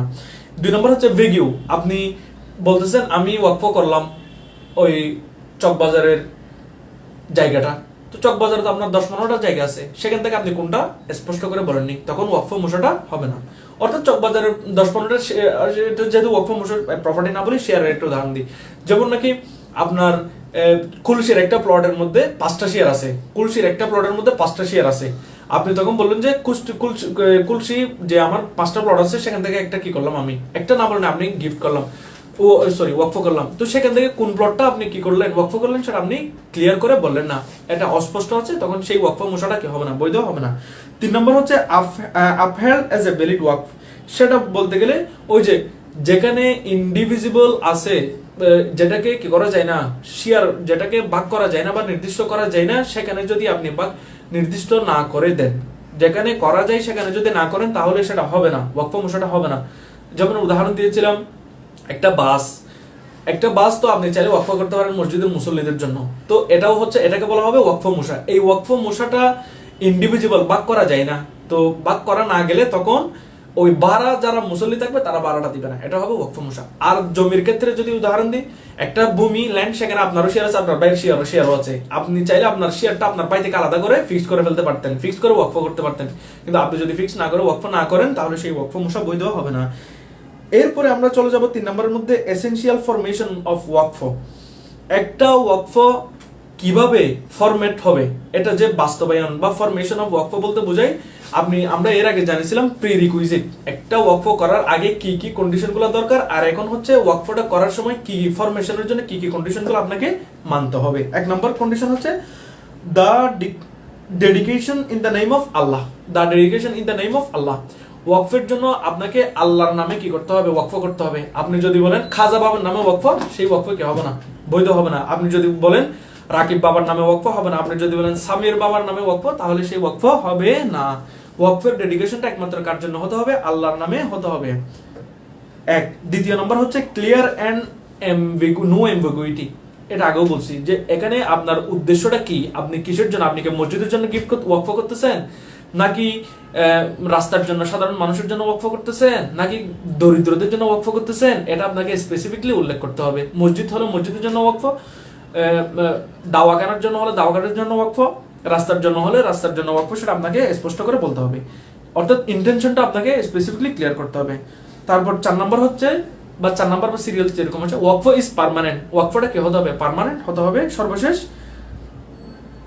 Must continue. এগুলো আসলে তেমন না। মাস্ট কন্টিনিউ মানে হচ্ছে ওয়াকফটা চলমান থাকতে হবে। আপনি এরকম ওয়াকফ করতে পারবেন না যে আমি আজীবনের জন্য ওয়াকফ করলাম কিন্তু মাঝখানে সেই ওয়াকফটা বন্ধ থাকবে, এরকম করলেও সেই ওয়াকফটা হবে না। এরপর আসি আমরা ওয়াকফের ক্লাসিফিকেশন। ওয়াকফের ক্লাসিফিকেশন সেটা হচ্ছে ওয়াকফ 3 ধরনের। আমরা কথাগুলো বলার সময়, সংজ্ঞা বলার সময় 3 ধরনের ওয়াকফ চলে আসছে। ক্লাসিফিকেশন অর্থাৎ প্রকারভেদ। ওয়াকফ কত ধরনের হতে পারে? ওয়াকফ 3 ধরনের হতে পারে, বা ক্লাসিফিকেশন করলে ওয়াকফের প্রকার হবে 3টা। কি কি? এক নম্বর হচ্ছে আপনার রিলিজিয়াস, আর কি রিলিজিয়াস যেটা হচ্ছে লিল্লাহ, আরবিতে লিখতে এরকম লিল্লাহ, যেটা আল্লাহর জন্য, অর্থাৎ যেটা খুদার জন্য, শুধুমাত্র যেটা স্পেসিফিকলি আল্লাহর জন্য। যেমন মসজিদে গিফট করা, সেটা হচ্ছে একমাত্র আল্লাহর জন্য। অথবা আপনি ওয়াকফ করা, বারবার গিফট চলে আসে, ওয়াকফ আল্লাহর জন্য ওয়াকফ, সেটাকে বলা হয় রিলিজিয়াস ওয়াকফ। দ্বিতীয় নম্বর হচ্ছে আপনার ফিলান্থ্রপিক। ফিলান্থ্রপিক মানে হচ্ছে দাতব্য কাজে। যেমন আপনি একটা ডাক্তারের খানা করে দিলেন বা একটা মেডিকেল নির্মাণ করে দিলেন এবং সেটাকে ওয়াকফ করে দিলেন সাধারণ মানুষের উপকারের জন্য, সেটাকে বলা হয় ফিলান্থ্রপিক মানে দাতব্য।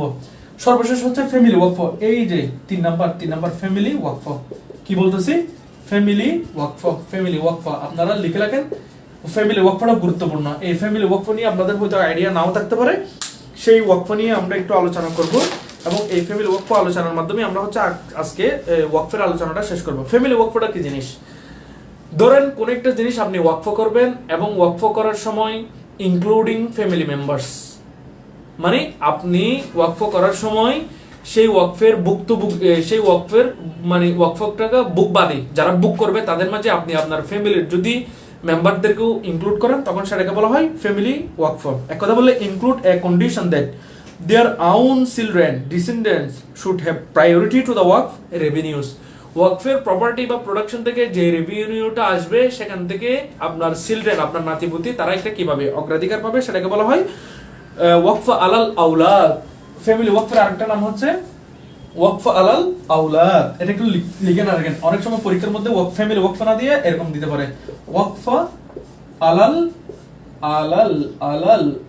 আলাল কিভাবে লিখবো? আলাল আওলাদ দিই, আলাল আওলাদ ওয়াকফ আলাল আওলাদ। এগুলো আরবিতে লিখেছে, বাংলার মধ্যে লিখে ওয়াকফ আলাল আওলাদ। এটা আমি কেমনে বুঝতে জানি। ওয়াকফ আলাল আওলাদ অর্থাৎ সন্তানদের জন্য গিফট করা। আপনি যখন কোন একটা গিফট করতেছেন ইনক্লুডিং দেয়ার own children, নিজের ছেলে সন্তান অথবা নিজের ডিসেন্ডেন্ট যারা ভবিষ্যৎ প্রজন্ম আছে, শুড হ্যাভ প্রায়োরিটি, তাদের একটা প্রায়োরিটি থাকবে, প্রাধান্য থাকবে টু দা ওয়াকফ রেভিনিউ। এই ওয়াকফের যে রেভিনিউটা আসবে সেখান থেকে। আমি একটা আপনাদেরকে উদাহরণ দিলে আশা করি ক্লিয়ার হবে। যেমন একটা মসজিদ ওয়াকফ করলাম, মসজিদের পাশে বড় একটা পুকুর আছে, সেই পুকুরের মাছ হয় দামি, বড় বড় মাছ হয়। আমাদের বাড়িতে একটা আছে বড়, আমরা বড় পুকুর বলি, সেখানে বড় বড় চিংড়ি মাছ হয়, গলদা চিংড়ি। এরপর হচ্ছে বড় বড় কোরাল মাছ বলবো না, বড় বড় মাছ, আপনার রুই মাছ, এগুলো হয় আর কি। তো এখন ওই পুকুর থেকে ধরেন মসজিদের জন্য একটা ইনকাম, ভালো মতো একটা ইনকাম হয়। তো এখন আপনি ওয়াকফ করার সময় বলে দিলেন যে এই পুকুরের মধ্যে যদি যে মাছগুলো আছে সেগুলো বিক্রি করা হয়, সেখান থেকে আমার চিলড্রেন, আমার নাতিপুতিরাও কিভাবে, আগে তাদেরকে দিতে হবে, আগে তাদেরকে 2 ভাগের 1 ভাগ দিয়ে দিতে হবে, বাকি 1 ভাগ কোথায় যাবে? মসজিদের খরচের জন্য যাবে। এটাকে বলা হয় ওয়াকফ আলাল আওলাদ। অর্থাৎ ওয়াকফটা আপনি সাধারণ মানুষের জন্য, মসজিদের জন্য করতেছেন, সাথে সাথে আপনার ছেলেদেরকেও এখানে একটা উপকার ভোগী বানাই দিলেন। এরকম ওয়াকফ করা হলে সেই ওয়াকফটা কি হবে কিনা, বৈধ হবে কিনা বলতেছে এরকম ওয়াকফ আলাল আওলাদ বৈধ। এবং এটার মামলাটা হচ্ছে ওয়াকফ আলাল আওলাদ বা ফ্যামিলি ওয়াকফের মামলাটা একটু লিখেন, আমি লিখে দিচ্ছি কোন মামলার মাধ্যমে ওয়াকফ আলাল আওলাদটা এসেছিল। সেটা হচ্ছে প্রভিন্স অফ ইস্ট পাকিস্তান। লিখেন province of East Pakistan versus Mehedi Ali versus Mehedi Ali Khan 11 DLR. কি বলছি? Province of East Pakistan versus Mehedi Ali Khan 11 DLR. এই মামলার মধ্যে বলতেছে এরকম একটা প্রশ্ন আসছিল, তখন আদালত বলতেছে ওয়াকফ আলাল আওলাদটা বৈধ।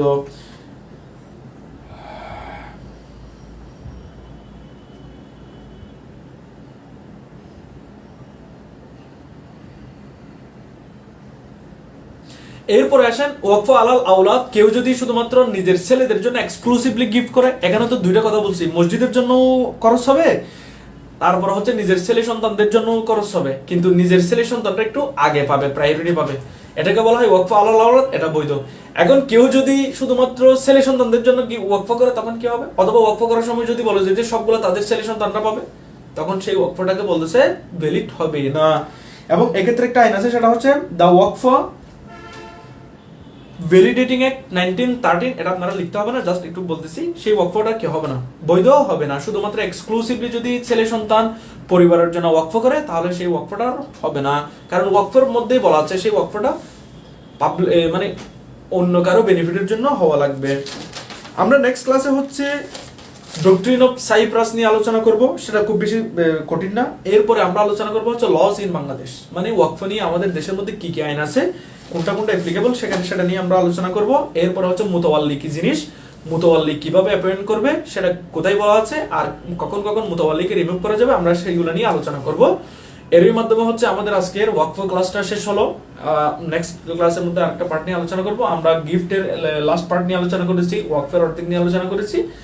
আর আমাদের আজকের যেটা পরীক্ষা ছিল, যেটা পরীক্ষা হওয়ার কথা ছিল, সেই পরীক্ষার অ্যানাউন্সমেন্ট আমি প্রথমেই বলেছি, আজকে একটু ইয়ার কারণে আপনাদের প্রশ্নটা আমি রেডি করতে পারিনি। আর আপনাদের যেহেতু আরেকটু প্রিপারেশন হোক, এমসিকিউর সংখ্যা যেহেতু বাড়ছে, আমরা আগামী মঙ্গলবার, কালকে হচ্ছে সোমবার, আগামী মঙ্গলবার আপনাদের অন টাইমে মানে 7টায়, বা এটা আপনাদেরকে জানিয়ে দেবে আমাদের যিনি এডমিন আপু আছেন, অ্যাডভোকেট আফরোজ আপু, উনি হচ্ছে আপনাদেরকে জানিয়ে দিবে। আমি ওনাকে কোয়েশ্চেন সাবমিট করব, আপনারা ওখানে না, আজকে হচ্ছে লিখিত এক্সামও হবে না, আমি আপুকে প্রশ্ন সাবমিট করে নেই, তো সুতরাং না করলে উনি দিতে পারবে না।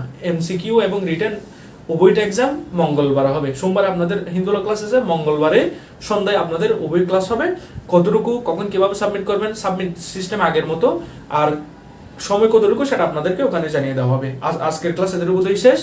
যারা যারা ক্লাসে উপস্থিত ছিলেন সবাইকে আন্তরিক ধন্যবাদ, এবং যদি কারো কোনো প্রশ্ন থাকে তাহলে প্রশ্নটা করুন। আমি আনসার কোয়েশ্চেন শেষ করে হচ্ছে আমাদের ক্লাস আজকে শেষ ঘোষণা করব।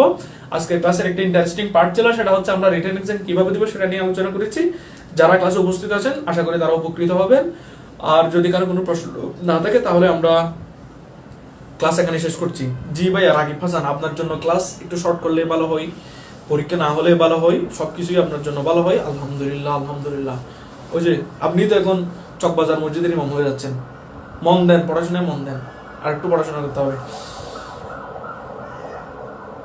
কারো কোনো প্রশ্ন না থাকলে আমরা ক্লাস শেষ করি।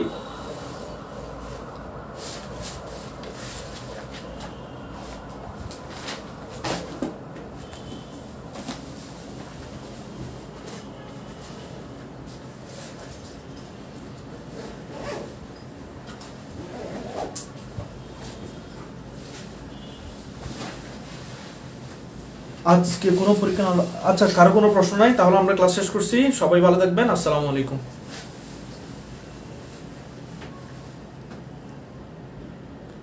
মঙ্গলবারেও হিন্দুলা ক্লাস আছে, আচ্ছা সোমবার মঙ্গলবার, আচ্ছা সমস্যা নাই ক্লাস, তাহলে আমরা কি করবো আর কি, ক্লাস যদি থাকে আপনাদের কোনো প্রবলেম নাই, আপনাদেরকে আমরা সময়টা একটু বাড়িয়ে দিব বা বৃদ্ধি করে দিব, অথবা প্রশ্নটা দেওয়ার সময় এমসিকিউ প্রশ্নটা আগে দিব, আর রিটেনের এটা আপনারা পরে নেবেন, কোনো সমস্যা নাই। আমরা টাইম আপনাদেরকে সেভাবে এক্সটেন্ড করে দিব। এখন যদি 10টা টাইম দিয়ে আপনাদেরকে, তখন আমরা একটু টাইম দিব, 11টা 12টা দিব, কোনো সমস্যা নাই। আর আমাদেরকে একটু ইন্ডিয়া হয়ে যেতে হবে আর কি, অনেকের বিভিন্ন রকমের সমস্যা থাকে, আমরা মানুষ হিসেবে আপনাদেরও প্রবলেম থাকতে পারে, আমারও প্রবলেম থাকতে পারে, সেগুলো একটু অ্যাডজাস্ট করতে হবে। যদি আপনারা অ্যাডজাস্ট করে নেন তাহলে আপনাদের প্রতি আমরা কৃতজ্ঞ থাকবো। অবশ্যই সবাইকে ধন্যবাদ। আসসালামু আলাইকুম। মিনার ওয়ালাইকুম আসসালাম। ঠিক আছে, আল্লাহ হাফেজ। যদি কালকে ক্লাস থাকে আপনাদের সমস্যা নেই, আমরা সেভাবে টাইম এক্সটেন্ড করে দিব।